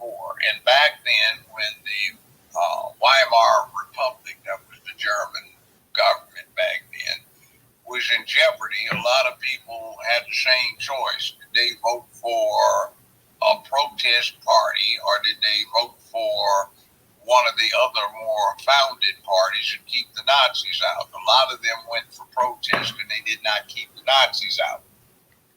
2 years after the Nazis got in power, they implemented Strength Through Joy, a specific program, and we just got somebody announced exactly 90 years later, 2024 versus 1934, that they were going to set up Strength Through Joy, the same exact program, and we can see the handwriting on the wall that this fascism is not dead, it is resurgent. So the Green Party is an excellent protest vehicle, but not now, because in the process of protesting, you use up resources that could have been directed toward resistance to something very horrible. You also lose the opportunity to punish the Democratic Party for their presumption of deciding to speak for the Negro and other minorities that they've been trying to hold down. Now, you see, you can use your vote to reward or punish. And there is this thing about scale. When you have a primary, when you have something on the ballot, you use up the time and attention and the resources of state personnel, local force personnel, and it's costly. So parties just can't get on ballots, can't get primaries, can't get a full spread of what they want outside of write-in voting when they lack certain financial resources and the resources of numbers. So right now we are in a very crucial struggle that I have not seen in my 77 years on earth ever before. And we cannot afford to lose any single vote that we could bring to bear in opposition to this travesty that is on the table. Now, I've posted on X. You can go to my site. I did it quite a few times so people can see it. There's some Razakars who are from Pakistan, formerly part of India, and it's a unit, a military unit. It's a photo from the cover of an old Life magazine, and you can see them. They are very, very dark, and Kamala has that in her background through her dad and her mom. So when we keep talking about African Caribbean, Mr. Harris, Professor Harris, Dr. Harris does not claim any African ancestry. He claims the darkness is from the Tamil side, his Hindu side. And he freely admits his Irish ancestry, and he claims to be a Caucasian because the Tamil Hindu are in fact classified as Caucasian, though they're dark. They also have a very interesting name that pertains particularly in light of the proposal to disarm the public, which is a Nazi program, to set up Strength Through Joy, which is a Nazi program. The Aryan Superman of the German nation supposedly set that up, and there was a big lie told about Aryans being blonde-haired and blue-eyed. They're actually Aryans, but they're swarthy, dark-haired, dark-eyed, and they look just like Kamala Harris because both her mother and father are classified as, well, Indo-Aryans, Indo-Aryan. The same one the Germans were talking about, but the Germans lied very loudly and very longly. And they're not blonde-haired, blue-eyed. They're very swarthy, and they look just like Kamala Harris. And by the way, Kamala is not a black name. And when you get to talking about the correct pronunciation, you need to understand that it's a Hindu goddess we're talking about. So, get your stuff straight. All right. And Oh, I'm sorry, Judge. Go ahead. I'm sorry. I'm just saying we need to strike back. That's what we need to do. Our votes can be used to punish. Let's not split them off with the Green Party right now. Later. So just as a follow-up question, who are you recommending that we vote for? If we're going to vote for the Democrats anyway, then we're not punishing them if we're voting for Republicans. Yeah, I'm not sure what we're getting. vote MAGA. In other words, it's 4 years if you get the Republicans in, you can turn them out if they don't do well. But if you get the Democrats in, I doubt seriously you'll get the chance very readily again. Ask somebody about demonetization on YouTube. Ask anybody about what they were doing 3 years ago on Twitter. Ask what they're doing on Facebook and Instagram now. Ask what the papers are doing. Ask what the television stations are doing in terms of censorship. You see, this is exactly like it was 90 years ago in what was formerly the Weimar Republic when the Nazis were trying to take over. You have the implements of fascism that are looming, and once they get locked in place, there's no going back. This is a very critical time. All right. Auntie, thank you. Let me go ahead and get to Ray. Ray, go ahead and unmute your mic. You can go ahead and take the other question. Who's told I'm a little busy right now. I'll go next. Okay. DJ, go ahead. You want to go ahead? Nah, Judge is pretty much going in. Shout out to Judge Joe Brown. Make sure y'all definitely get some of that barbecue sauce, Judge. JJBBQ.com. JJBBQ.com. So, Judge, back to the Black business section of that. How can we actually create more businesses as far as Here's what I was saying earlier. Get control of your local politics. Your city government, your county governments make big deposits in banks. American banking law requires that a certain percentage of a bank's credit extensions, loans, etc., be backed up by actual cash on deposit with the bank or to their credit with the Federal Reserve. The bigger the deposits that a city, municipality, township, or county makes with a bank, the more business they can do. They always put it in certain banks where there's likely to be kickbacks to the city or county elected officials. And what happens is those banks aren't at all interested in financing small businessmen of any sort, of any ilk. It's just a certain few who have the in the area. So what we need to do is lean on our elected officials to start spreading around the deposits that the county or the city or the municipality makes and make those deposits in banks that are more friendly to developing small businesses. We need to start dealing with some of the things that are available that nobody is telling us about, where we can get our kids into STEM, science, technology, engineering, and math to prepare for the critical task of developing new technologies and businesses that we can exploit. Also, we need to go around and we need to have the congregation members start leaning on these preachers about, hey, stop playing pulpit pimp, take this money coming in, stop buying fur coats for your wife and long cars for your garage, and let's start sinking it into church credit unions that can have the clout to lean on the cities and counties about backing them up with coming up with development loans. There's a brother I'm talking to who's modeling something off of what a lot of Jewish businessmen are doing. It's a fund for somebody of particular persuasion to get business loans that are well taken without having any interest or very little interest to come back. We can do things like that as a cooperative venture. So there are possibilities.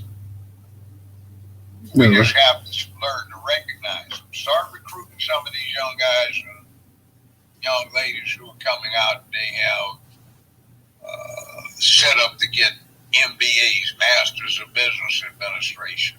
Encourage them to start looking into stuff for their master thesis under the MBA programs they're in to deal with developing black businesses. 36 years ago, I was talking to some friends that were in UCLA's econ department, and they laid out this series of churches. They asked me if I recognized them. I said, yeah, I recognize them. What do you think? I said, they're not all of the big black churches in Memphis, but I recognize them. I said, well, this group we have right here over the next 30 years is committed to almost $8 billion in mortgage payments. What could your community do, your black community do, with $8 billion to invest over the next 30 years, where the money is actually earning so it compounds itself?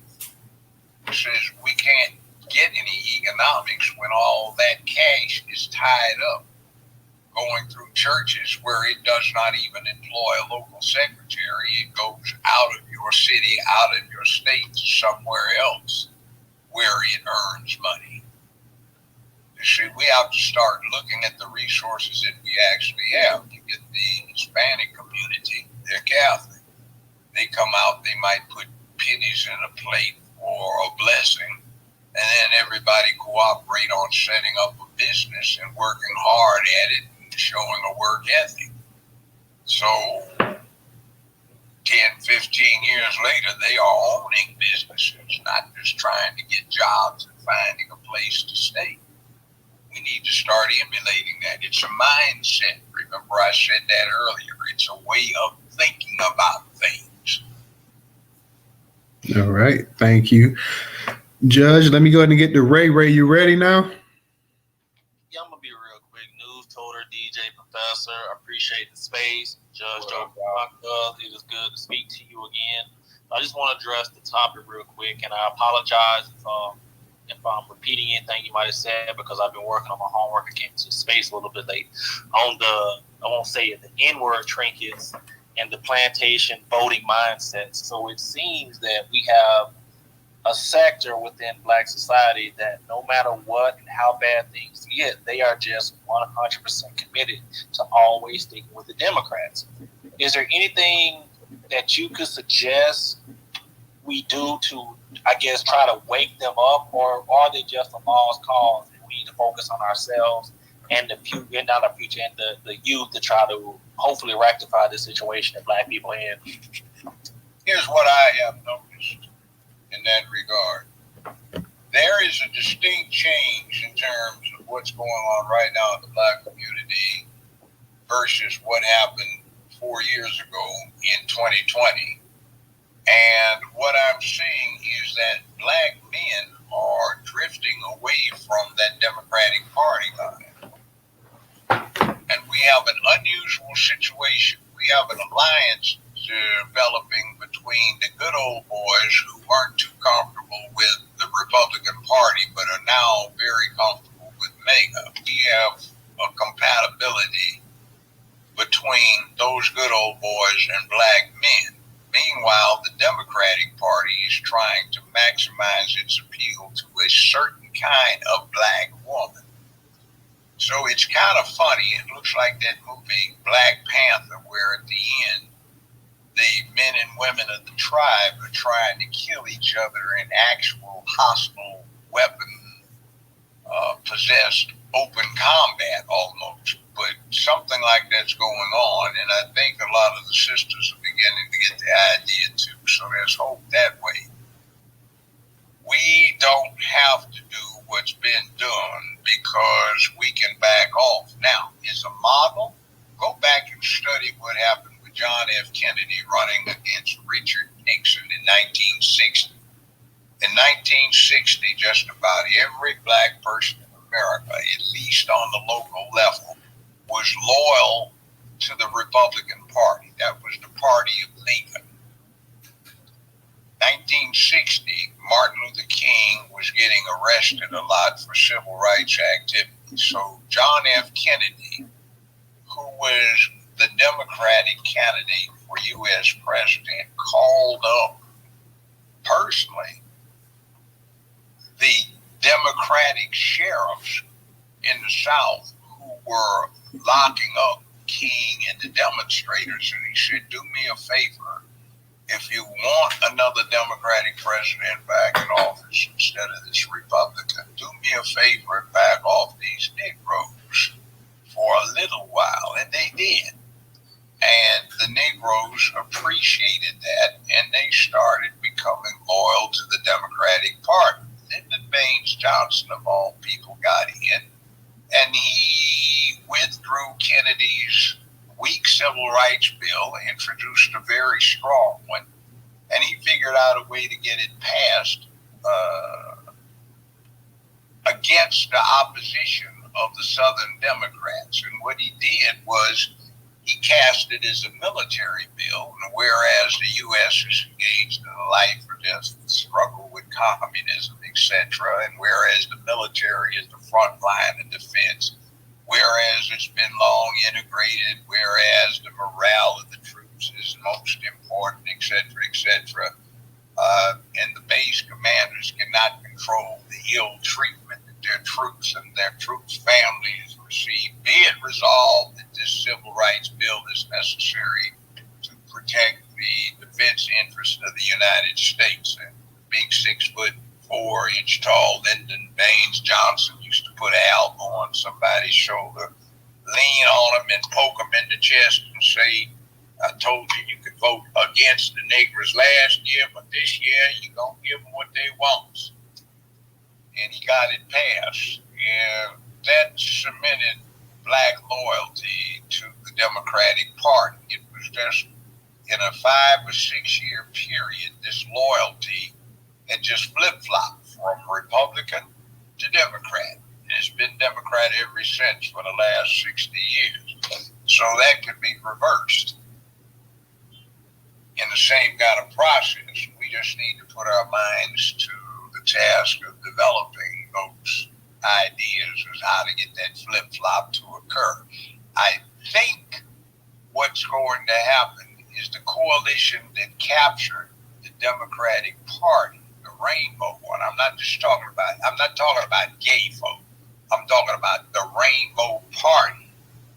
Is such an anathema to a whole bunch of people that I think once that connection is exposed and the reality, the consequences start becoming appreciated, I think there will be the opportunity to flip the script again. We are strong in our families, and there is an institution, the Rainbow Cult, and the Democratic Party that has become its acolytes and is attempting to destroy the family. Now, that has an effect, and we need to run with it.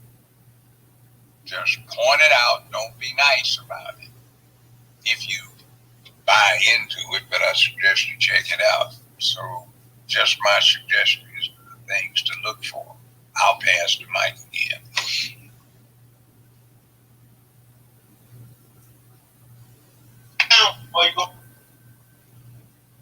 Hey, go ahead, be cool, go ahead. I just wanted to put my little 2 cents in because I heard the young lady speaking earlier about reparations. But I think, like Judge Joe Brown said, like the most pressing issue that we have right now that should take number one priority is the fact that America has a republic and they're trying to turn it into a communistic country, and we can't allow that to happen. You know what I'm saying? For the sakes of our future children, our future families, like that's the most pressing issue. I think that as Black people, we do deserve reparations. Will that ever happen? I don't know. But at the same time, I feel like if you're a Black person, you should be studying law. You should be understanding how the financial system works, how banking works, and you need to understand that the government did give us credit, and we need to utilize and use and leverage that credit to build wealth and generational wealth like they have. That's all I want to say. Let me add something to what you said. Reparations. I'm not against reparations, but I said months ago what they didn't doing in California is fraudulent because there was no chance of it passing. They're just trying to put on a grandstand appearance for the Democratic Party and blame somebody else for it. First off, assuming that they actually got a Reparations Act passed in California, California has what they call a ballot initiative that requires 25,000 signatures, and this is minuscule in the country's largest state, to get the issue put on the ballot. California is 54% Hispanic, with 48% of the registered voters being Hispanic. And if they put that on the ballot, that is defeating reparations passed as a bill signed by the governor and surviving the state Supreme Court, you can rest assured that it would be defeated with a ballot initiative. Next thing, California is so broke it can't afford to pay it, and the story is absolutely ridiculous. They didn't read the thing well, and there was a technicality that popped up that kept it from being considered, so it's not their fault they tried. No, if you are a member of a legislature, you're charged with knowing its rules so you can effectively legislate. They did not, and they deliberately ignored that, or let's say not ignored it. They took advantage of it so they could claim credit without stepping on somebody else's feet that they were beholden to. So the proposition that you saw was just a sham, and we ought to punish for that. But then again, California, you understand, is where Bakke originated. That's where affirmative action got first attacked 50-some years ago. And by the way, it was some black folk out of Berkeley's medical school that set that up so Bakke would succeed. I pass the mic. Right, for sure. And I appreciate you, Judge Joe Brown. Go ahead. Let's go back to you, and we'll come back to you, Nebula, real quick. Yeah, I was earlier today. I was watching this video. Kamala Harris was talking about censorship. She was saying that if somebody gets suspended off of social media or one platform, it should go all the way across the board for that person. That person should be barred from social media, period.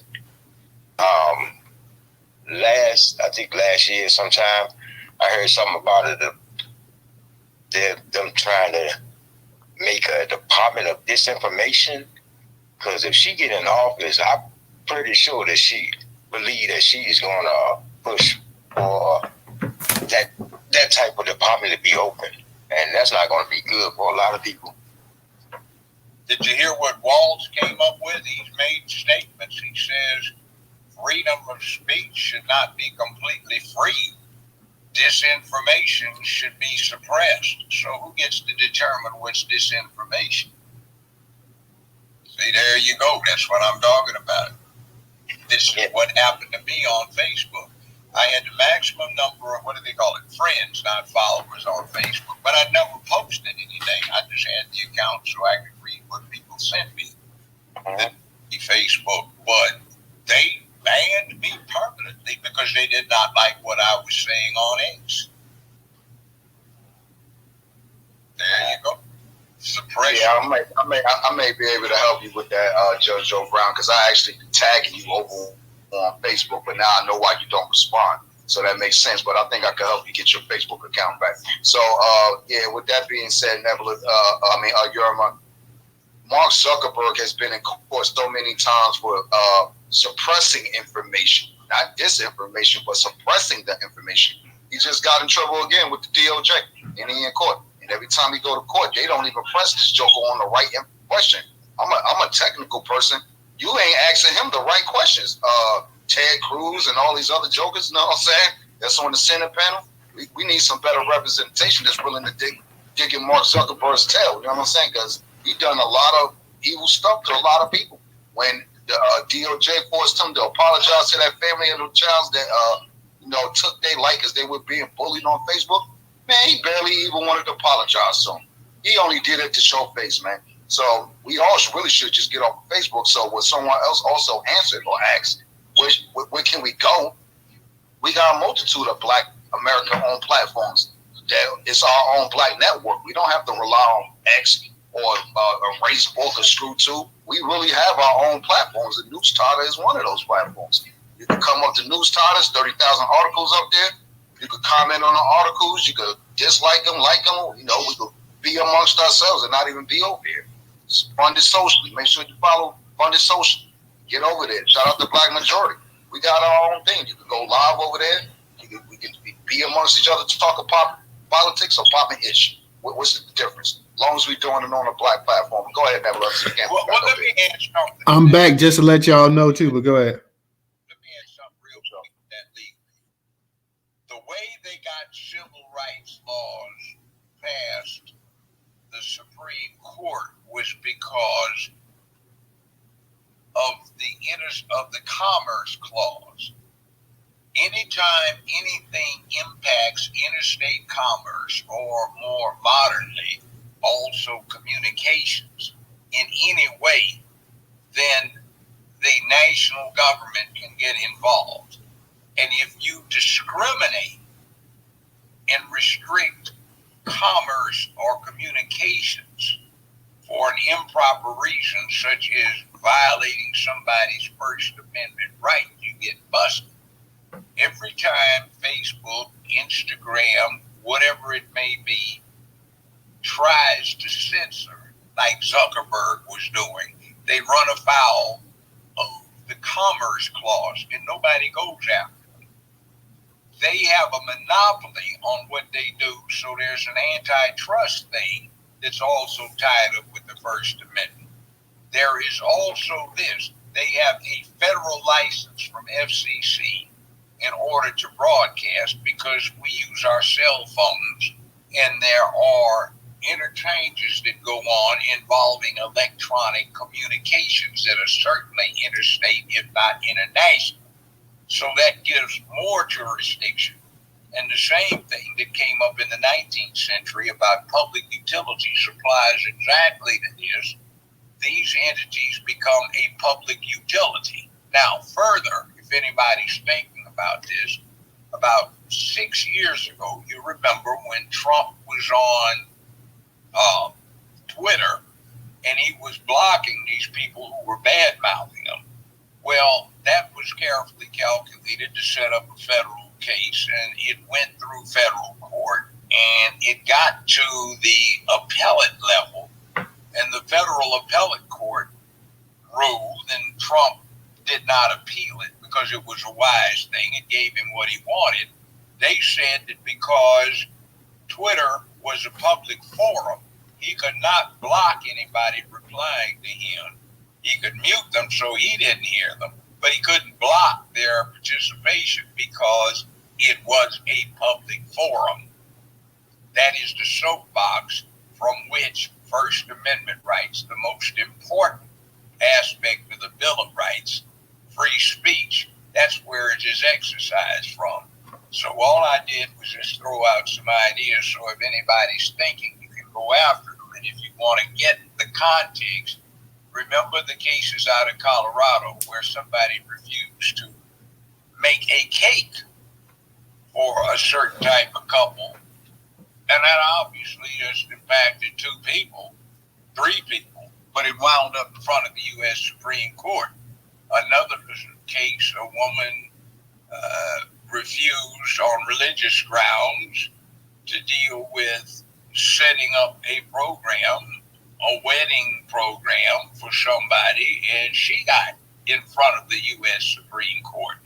And that was just 4 people.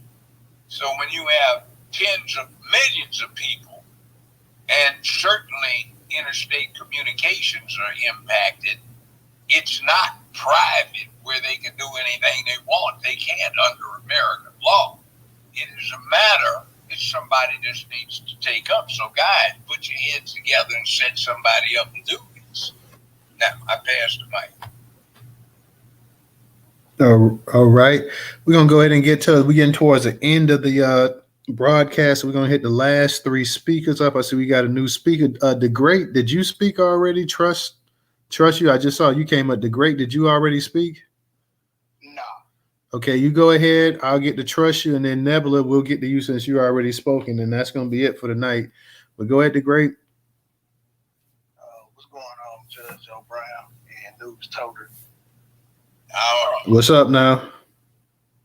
Okay, I want to continue this little discussion on in the commerce with the new investigation that the DOJ just came out with today. Do you think they try to replay the little Russian collusion case that they did at first when they tried to say that the DNC was hacked, but it was really a leak that WikiLeaks made? I don't know. This game has gotten so entirely political. I've never seen anything quite like it. Though the FBI who is involved in this has always been political. They got formed before World War I to catch Jack Johnson, the first black heavyweight champion. And they came up with the Mann Act, which most recently was used to prosecute R. Kelly. So there's always a political element to anything that the FBI is involved in. I think they may be nervous about who's going to wind up their chief, Trump or the hyena, and they're kind of playing it loose right now. Let's see what happens. I can't call that one because I don't know where it's going to go, and even if they started on to something, it would be past November before it got resolved. But that's a good point, something to keep paying attention to. Okay. When Trump did an interview, I think last month, and he said it was a good thing that he didn't open an investigation on Hillary Clinton. Do you think he was right about that? Because it seems like all this kind of ties into what happened with Hillary Clinton and Obama supposedly spying on his campaign when it first started, and with the 2 FBI officers that just got the little payment from their text message being exposed of their bias against Trump and opening the investigation of Crossfire Hurricane. Do you think it's really just the Secret Service or the intelligence agency really just trying to cover up their tracks?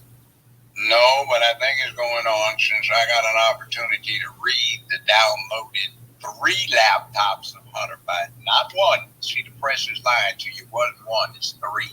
Yeah. And I interviewed the technician, and I got a chance to look at them. I am not going to say all of what I ran into, but let's just say this. I think he is properly obscuring what he intends to do, because there's some stuff on those laptops that should put some people in a federal penitentiary easily. And that would include past and current presidential individuals. So some of the stuff is like, wow, you let a crackhead get a hold of this and put it on his computer. There's interchanges with Hillary and all kinds of people in there. When you read it, it makes a lot of what is going on now make sense. Now, I've refrained from saying all I might want to say about it because I think Trump's going to get back in office. And if he gets back in office, he needs to be able to run with it. And I don't want to ruin any potential strategies by spilling the beans, so to speak. But if he doesn't, then I'm going to say some more about what's in those laptops or was on those laptops. I mean, it was a lot of like charisma and kind of some connection to COVID and the war in Ukraine. Oh, a lot of things. It's a lot worse than that. It involves proof if this was wartime, it would be proof of acts of treason. Yeah. So, I mean, it's some pretty weird stuff. I mean, aside from the salacious mess, Hunter thought he was a porn star. And there are some pretty graphic porn episodes, self-filmed porn episodes involving certain people, including certain people's daughter or daughters, whatever, let's say a daughter. And it's pretty graphic, but that was just salacious stuff. The bad part is this crackhead has stuff that, if it was actually published heavily, would get a lot of people put on a wall and shot around the world. All right. Well, thank you to Great. Let us go ahead and get to Trust You. Trust You. Go ahead and unmute your mic. Hey, what's up, Judge? How are you, sir? All right. Judge, we had a conversation yesterday, and, at the end of the day, man, I got a couple questions for you. First, do you think Donald Trump should be charged for treason and the insurrection, trying to take over, forgive me, give me a second. Do you think he should be charged for causing an insurrection at the Capitol building, trying to overtake the government and change the election? Let me explain what insurrection is. The Civil War is a synonym for insurrection.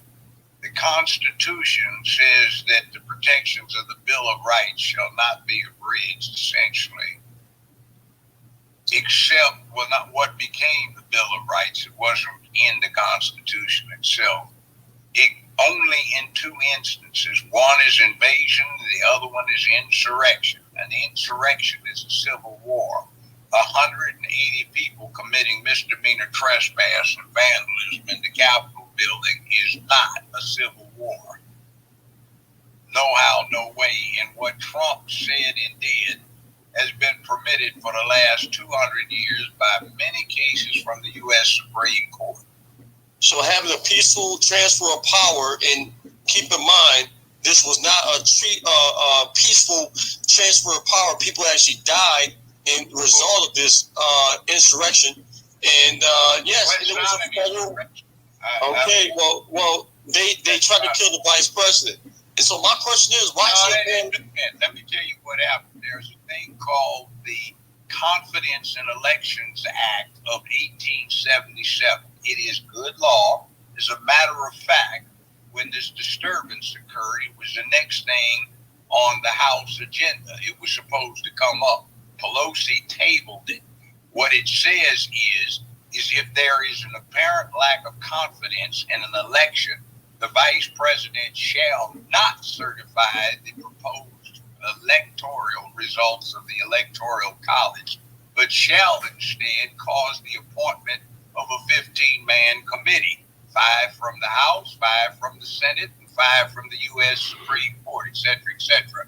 Said committee shall be charged with conducting an independent audit of the election results, taking a minimum of 10 days to do so, or such extra time as is reasonably necessary to accomplish the ends of this statute. So, in other words, the vice president was supposed to be instructed by the president, don't sign it, because there's a lack of confidence, and you're supposed a lack of confidence that he caused himself. No, he didn't cause himself. So you actually believe that you're going into the same thing you did the other day. No, I'm just asking you a question, sir, because I'm telling you ran from me. I didn't appreciate that. Well, hold on, Trust. Let him speak. Hold on, Trust. Right now, you are victimized by what we've been talking about during this section. It is the mainstream media, which is the propaganda engine for the far left now, that's spreading lies that you have bought in as truth. Tell a lie loud enough, you accept it. I don't look at the media, sir. I look at what comes out the man's mouth. Trespass is not an insurrection. Vandalism is not an insurrection. If you want to look it up, you can Google it. Go look up demonstrations and protests in Washington, D.C. last 55 years. You will see 40,000 people, 30,000 people burning stuff up, breaking making stuff up. That's not an insurrection. 1919, there was a very big mess in D.C. where 500 people got killed. And it was one of the few times in American history where more white folk got killed than black. It was in D.C. It went on for 5 days until the cavalry came in and broke it up. That certainly was a more profound upset, but it wasn't classified as an insurrection because the objective was not overthrowing the government. The objective of what was being done on January 6th was clear all the way around. It was to get the American law enforced in the Act of Confidence in Elections Act of 1877 enforced. It was a coup. Yeah, well, oh, God, man. Come on, man. Who is? Come on, man. Hey, look, man, look. For the sake of time, I understand that, he's going to shut down the space. But listen, man, I wish that you could be more honest especially in history. Look, let me put it to you this way. I'm being honest with you. I have to sit back and laugh. Propaganda. I'm speaking truth. You're spouting the anytime you want to compare receipts. Nancy Pelosi said that. Man, you full out mega, bro. It's crazy. I don't think you're good for black people, man. Put it out and you buying into the lie of white supremacy. So Donald Trump is a real savior and the Democrats are horrible. You're from a plantation. You remind me of them overseers. You're an overseer. That's what you are. Make sure the niggas stay in line. Okay, Trust. You can speak to Judge Joe Brown. Don't unmute the mic. I don't know who unmuted. You can speak. We'll let you go ahead and speak and go ahead and say something. I'm gonna let Judge Joe Brown say something, but then we got to go ahead and move on because we're trying to close this space out. So go ahead, Trust. I'm gonna give you 40, 50 seconds, and then we got to go ahead and we got to move on because we're gonna be shutting the space down. No problem, Judge. All I just want to say to you, man, just for your legacy, I hope that you can honestly bring truth. You might believe everything you see on Fox News, which is your right, but to denigrate black people, Kamala Harris, and to prop up some narcissists, rapists, 34 felon fake president who screams and never explains himself. He just give you a whole bunch of fluff.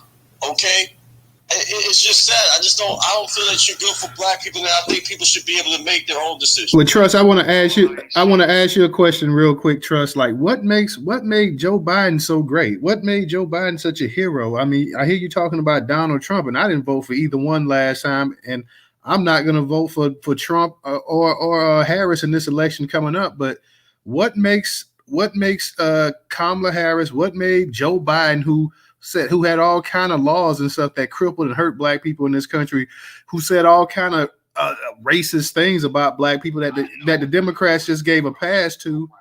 Hold on real quick. I'm not finished.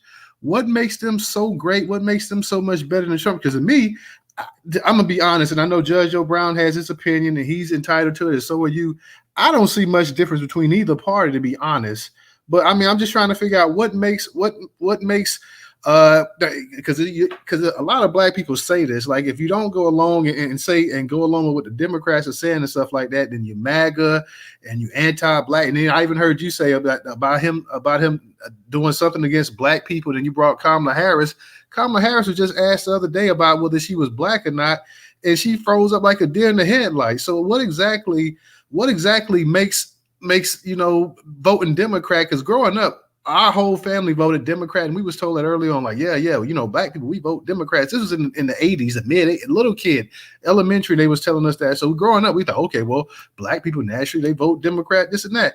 To me, a black person, if they want to be a Democrat, Republican, Independent, that's up to them. That's their decision. But I'm just trying to figure out, because we're seeing it with the media, we're seeing it with all of these celebrities and these influencers, and they're talking about, basically, if you don't do this, then if you're a black man and you don't support Kamala Harris and you're anti-black women and you're this and you're that or whatever. So I'm just trying to figure out what makes supporting the Democrats, who black people for the past 60 years, 90% of the vote has gone a Democratic way. what makes you a sellout or a punk if you do say, you know what, I'm going to vote for somebody else, whether it be MAGA, independent, or whoever? Okay, so let me, hopefully I can answer your question, man, because you just asked about 9 things in a row, which is fine. So listen, at the end of the day, it's a bad ranch. Listen. Chill out, Professor. Go ahead. At the end of the day, I feel like, first of all, we have representation, right? We are at the table. Going to a Republican Party, which I used to be a part of, was like going to an all-white country club. All right, we have no representation, so don't think that you're going to be the first one to be thought of. You might be the brother out there serving the food and maybe running some errands, but you're not going to be at the top making decisions and actually hold some power in the Republican Party. However, I'm an independent, but I will say we do have representation at the Democratic table that represent us and understand our interests, and we need more. First of all, white people have also voted Republican all their lives. 9 out of 10 states of the poorest states in America are Republican states. Okay, 9 out of 10 of the poorest. Now, you ask me why I think Harris is actually better for America or better for black people. First of all, she didn't fold out. She was insulted. The fact that y'all would ask her that. Her father is black, Jamaican. All right, she was born American. She's also Asian descent. It's okay. A lot of us are not pure black. Most of us are not pure black. We may look like it, but we're not. We can't deny this woman who she is. I don't know what this woman is 100% because this woman has never come out and said that she was a black woman. But go ahead. She has. When? Because when she was campaigning early in her career, she was talking about she was an Asian. Brother, when she was in 2019 and all them other times, she was talking about being an Asian woman. There's videos of her talking about being Asian. Now you can say, I'm gonna be honest, I got black, white, and whatever else in me, but I ain't never identified as anything other than being a black man. Yeah, but she identifies with both cultures, and that's fine. Her father's Jamaican, her mother's Indian, and that's fine. She chose to marry a black man. That's what she identifies. She's not a bad wrench. But at the same time, listen, I feel like she's much better for America. She's articulate, not just articulate, she's smart, she cares. She actually can hire the proper people to get the job done. Donald Trump has always on stage. We drunk on stage all. Hey, Professor, let him finish up, please. Let him finish. Go ahead. I don't understand why y'all will swing over to somewhere that goes against your best interest. She's trying to turn our kids, our sons into our daughters. You listen, you have 95% of Donald Trump cabinet when he was in administration, did not, excuse me. You have 95% of his administration from last time are not supporting him, nor are they endorsing him. They say if he gets elected, he'll be more danger to the country than what he was last. His own people. Well, sir, if 95% of the people that supported him last, you said 95% of his cabinet or his party. Absolutely. Okay, so they may not support him. Okay, so what is that? I mean, I'm not a Donald Trump fan or a Donald Trump man either. So what's the point of that? My point is, man, you're talking, and not only that, but let's go back to what I said earlier. We're talking about the civil rights movement. Black people for the past 60 years, 90% of the black vote has gone to the Democratic Party, and black people are the poorest people in this country. I don't see where voting Democrat has helped us financially any bit or anything or whatsoever. Honestly, if you can't see that, you wasn't looking for it. I mean, honestly. Well, maybe you seeing something I'm not seeing. Yeah, I am. I mean, it's the redlining. It's just better quality of living. And Democrats, and here's the thing here. Democrats, you talk about red line. So you're saying when all the red line happened in these black neighborhoods, that no Democrat whatsoever had anything to do with it. It was just 100% Republicans. No. I'm asking you that question. You're saying that when. We also have a problem with white supremacy in all forms, right? Europeans themselves, I think, this inherently teaches a lot of hatred, racism, and some of them knowingly, some of them stronger than others. Some of them might be mild than others, but they have a lot of biases. And now when you see, on a daily basis, that may not bother you, but if you actually elect somebody that holds those type of views that's not favorable to you, or don't necessarily, like kind of feel your pain, those racist policies might easily be implemented with a stroke of a pen. And that's how it affects our lives, regardless where we live. We just got to make sure we elect the right people, man, that are progressive, that are, say, liberal in ways, that believe that right is right and wrong is wrong, and black people need to be made whole. Well, I haven't seen the Democratic Party with all the support that black people have given them, and talking and saying things and actually going and doing stuff are two totally different things. If they felt that making black people was whole, they would already been whole by now. Well, the last thing about Joe Biden, real quick, because you mentioned it, I didn't vote for Joe Biden the last time. I wish I could have, because it was I would have voted for a rock to go against Trump. But I didn't vote for him. However, Joe Biden is not perfect. He does have a history that's not the best. Some people may say, hey, he said some racist comments. I'm not going to deny that. However, yeah, he said a lot of racist comments, and he set up a lot of racist policies and stuff that he spearheaded as well too. But I really believe what he said under Barack Obama. I believe that he actually learned something a little bit different. He was humble enough to sit underneath a black man. Trump couldn't do that. Oh my God, are you serious, dude? He was humble enough to have the second highest position in all the politics in this country. Are you sitting up here and said that this guy had a come to Jesus moment? He was a vice president, which means he was the next man and the next person running the show. You're sitting up here hold on. You're sitting up here saying that he was humbled himself. First off, the Democratic Party came and got him because Obama, being black, needed somebody that was going to be white that could go ahead and get the swing votes with white people in those northern states as well too. So they needed somebody who was an old politician who older white people could also relate to as well too. I'm just simply saying I feel like part of him changed. Also, he could have chose anybody, but he was determined to have a black woman, choose a black woman to become vice president and also a Supreme Court justice. And how is having black women in positions of being a Supreme Court justice? And if you want to say that Kamala Harris is black, how is that better the lives of black women in this country? Tell me. I'm gonna let you think about what you're asking. We never had that representation. Who gives a damn when you're at the bottom of the barrel? Who cares? Yeah, who cares when you're at the bottom of the barrel? Hold on. What are you saying? I'm saying that black people are the poorest people in this country. I'm not poor. So you're every black person? Are you every black person? I'm looking. When you look at the metrics, in terms of black poverty and everything else in this country, you're sitting up here because you're not. I'm not poor either. I live in many other black people. The majority of black people live in one of the most wealthiest black areas in the country. Okay, sir, answer me this question right here. In terms of wealth, which group is at the bottom of the barrel in this country? Brother, I'm asking you a straight up question, man to man. In terms of wealth, which group is at the bottom of the barrel in this country? Hey, you can say Mexicans. Okay, sir. Good day. We got to move on. We got to move on. No, we got to move on. No, we got to move. If you're gonna play games with me, then we're gonna move on. There's not a metric alive that don't have black people in this country has been at the lowest. But if you want to play, I'm not gonna play games with you. Okay, bro. I've had enough. Okay, go ahead and mute your mic.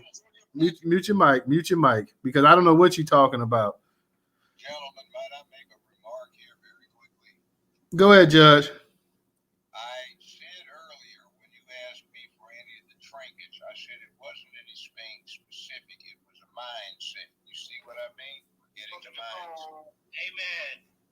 See what I said? That is what got done to us, offering this mindset. Now, if I could make a little brief remark, Trump, when he got in, was not a Republican, but he gave them everything they wanted, and he was going to get rid of those folk that he put in as offering to the Republican Party, but he didn't get a chance to finish up. That's to be expected. Next thing about Kamala being black, her mother listed herself as Caucasian, no question about that. And I happened to have sat next to her father for 2.5 hours at the same table. My ex-wife was sitting between me and Professor Harris. And for 2 hours, she was asking him what he was and talking about being over in the St. Elizabeth province, a parish of Jamaica, this high, bright, and white. And he denied he was black. He said he was Hindu and Irish. So if Daddy denies he's black, Mama says she's Caucasian, where does she get to be black? Man, you be capping, bro. Excuse me, I told you. Jamaican ain't black either. Jamaican ain't black, Pop. Excuse me. I know an interesting woman that's married to a good friend of mine. She's blonde-haired, blue-eyed. She's related to the English royal family. She was born in Jamaica, so were her parents. And I know quite a few light people, bright people. I know Chinese that are born in Jamaica speak patois because they came from Hong Kong to Singapore, and they're part of the British Empire, the Commonwealth now. I know Australians that were born in Jamaica because their parents were there when they were born. I know New Zealanders that were born in Jamaica. I've been there a bunch of times over the last 40 years.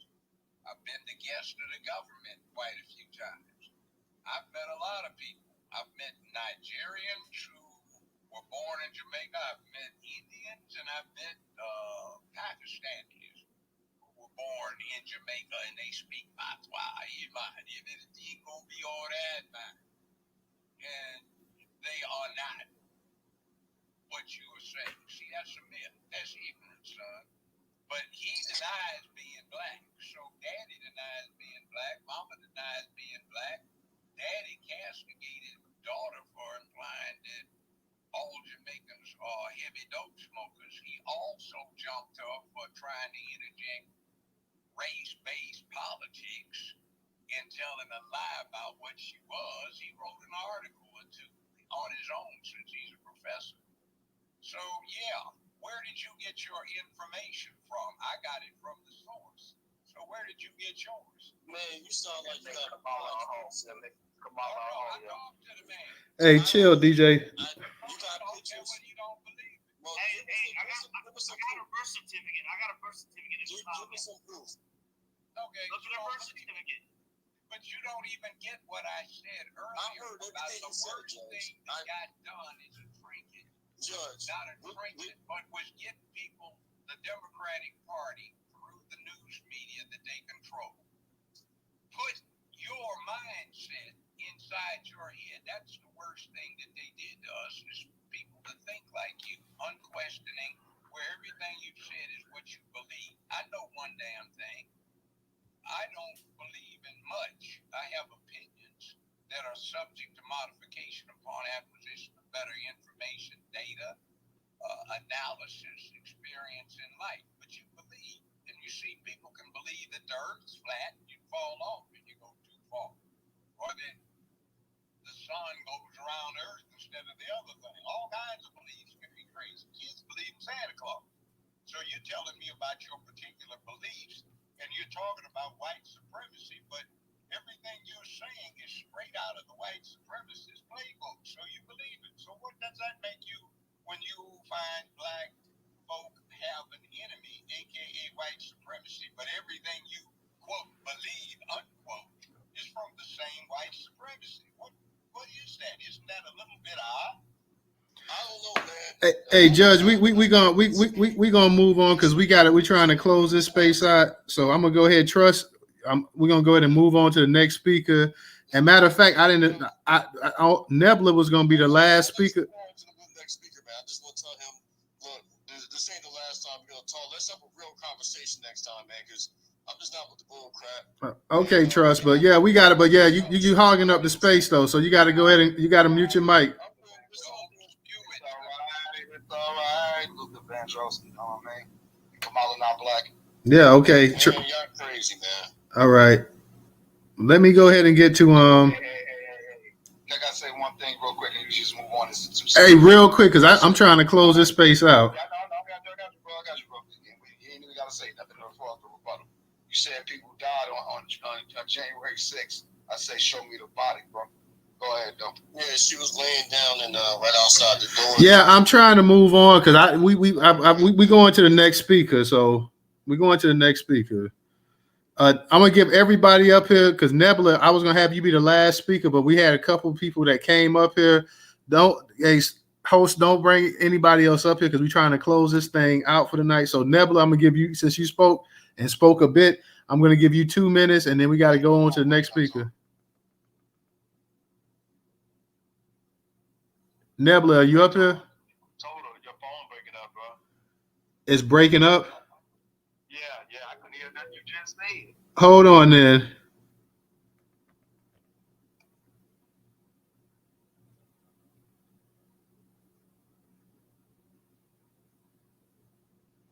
What happened to the phone?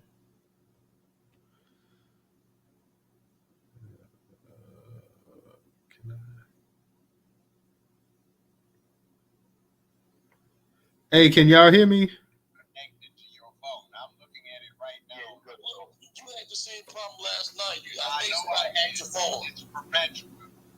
They happen. I'm from the 60s. I remember when they used to do it with impunity. Okay, I'm back. So I'm back. So let me go ahead and get to Nebula. Nebula, go ahead real quick. I'm gonna give you a couple minutes, and we got to go to the next speaker. I'm only giving every speaker 2 minutes because we're trying to close this out. The clock is on. The clock is on. Go ahead. I like the judge's application of outcomes based applies, he changes and modifies things according to new information and isn't subject to revision. So automatic. So updates. I like that. But I had a question to get away from. Hey, Nebula, we on the time frame, so it's got to be quick. Yeah, I'll wrap it up. Judge, I was wondering if you had a recommendation for any of the hostages. If you could envision today, we had a mass migration, similar to how, I'm not really good with dates, but I know Black people move during the migration from X period to another period. But where would you recommend, as somebody with a certain skill set, where would you recommend, whether it be somewhere in the South or the East Coast, that people with skills should go to invest to create something that's analogous in this day to the Harlem Renaissance? Where would you recommend we go to apply our skill sets to open up businesses in that nature, that we could sort of create like a lightning rod for Black creativity and excellence? Okay, answering that, go to where you have the main trade centers, where they are the main communications, or they are it's like, okay, centers of trade, distribution centers, where you have rivers or access to the sea.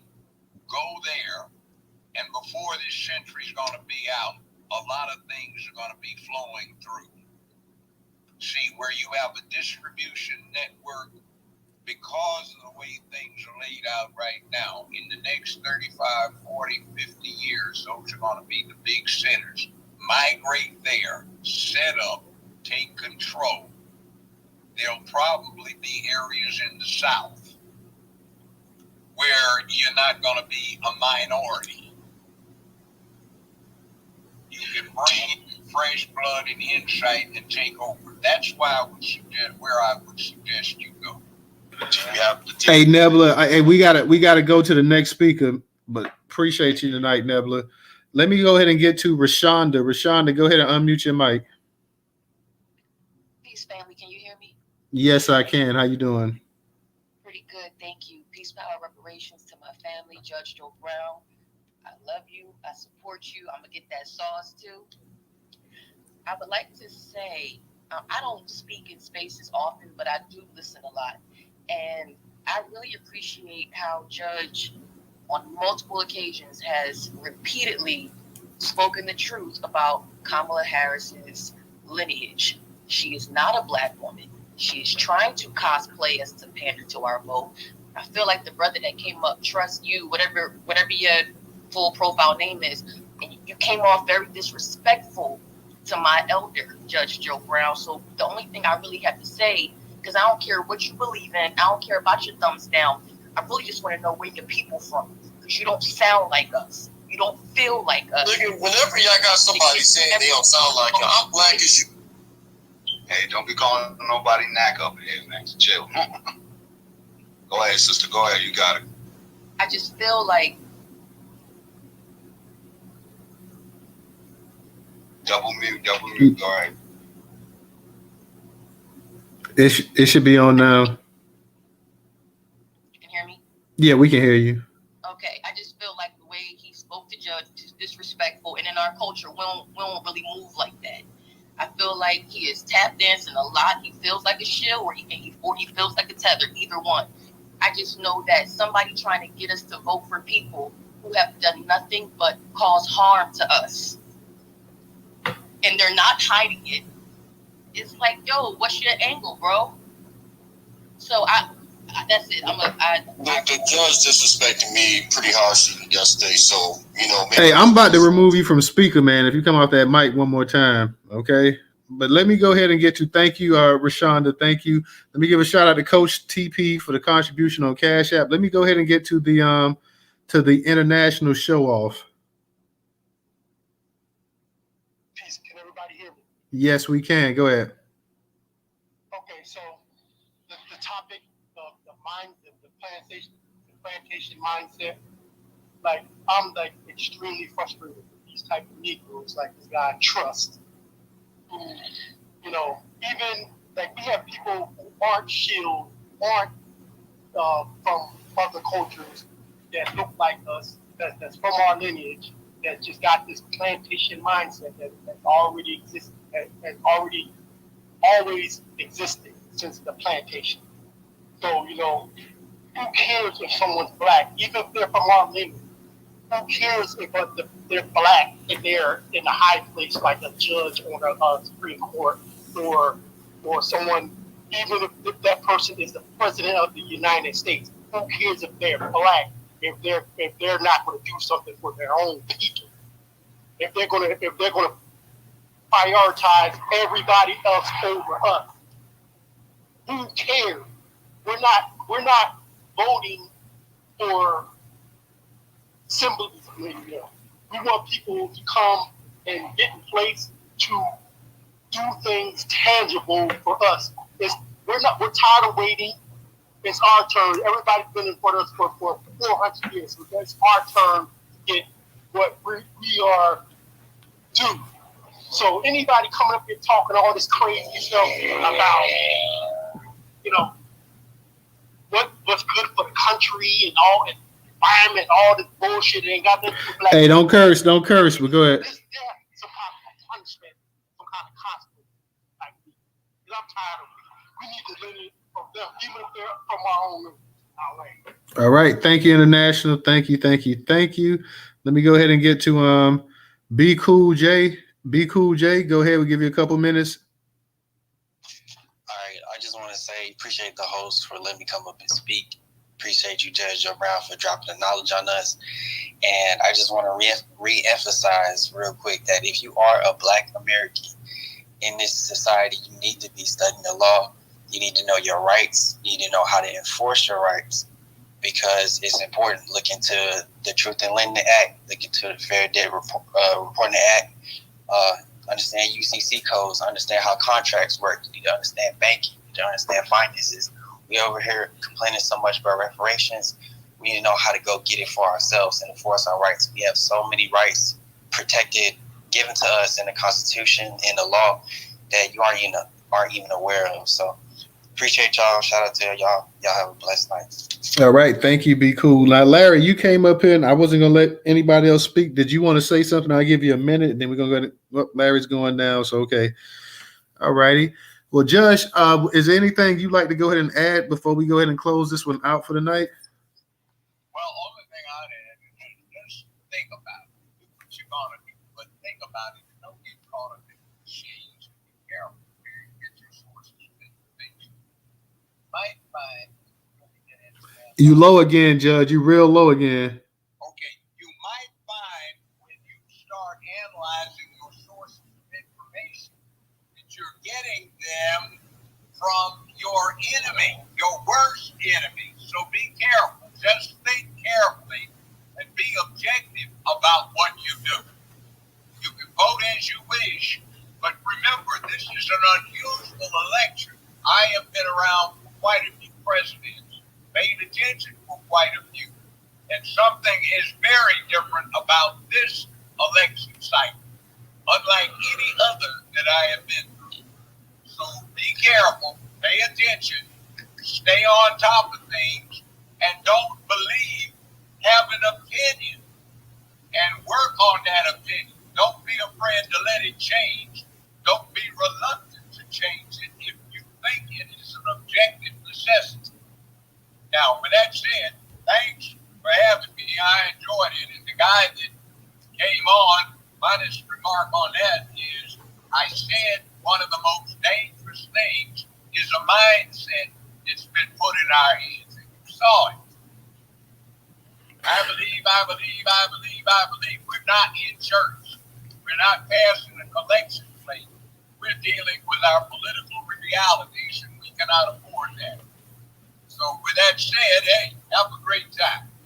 Absolutely. And thank you, Judge Joe Brown, for coming on. I think it was about a month and a half last time you was on here. We want to try to get you on here at least once a month if we can, Judge, because everybody, everybody loves having you on here, and you do drop some information and history and everything else in between as well too. So we love having you on the actual space. DJ, Professor, you guys want to say something before we go ahead and close it out? I'm going to say this. For the guy that trusts, I'm just going to say you are a shield, and we sure can't trust you. And a simp. And a simp. Yeah, you all of that. You can't be trusted, so change the name.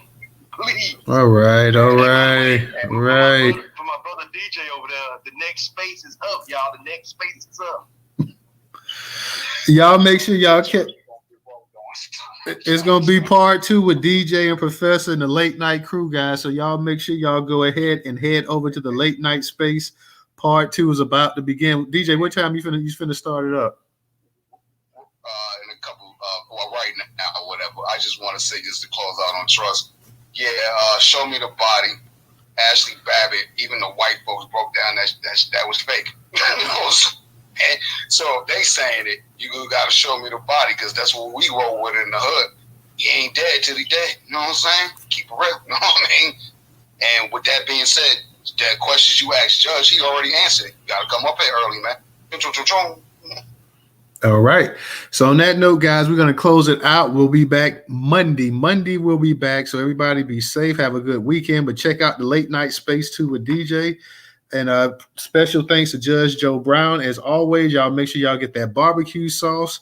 It's up in the Jumbotron, and we retweeted it out as well too, guys. And make sure you support Newstoter on Cash App, on PayPal, on Venmo, and go ahead and subscribe to the YouTube channel, subscribe on Facebook, here on X, and also become a member and support the actual platform, Newstoter.com, the ultimate curator of Black news today in America. We will see you guys. Peace, be safe, and check out my man DJ Space coming up next, the late night space.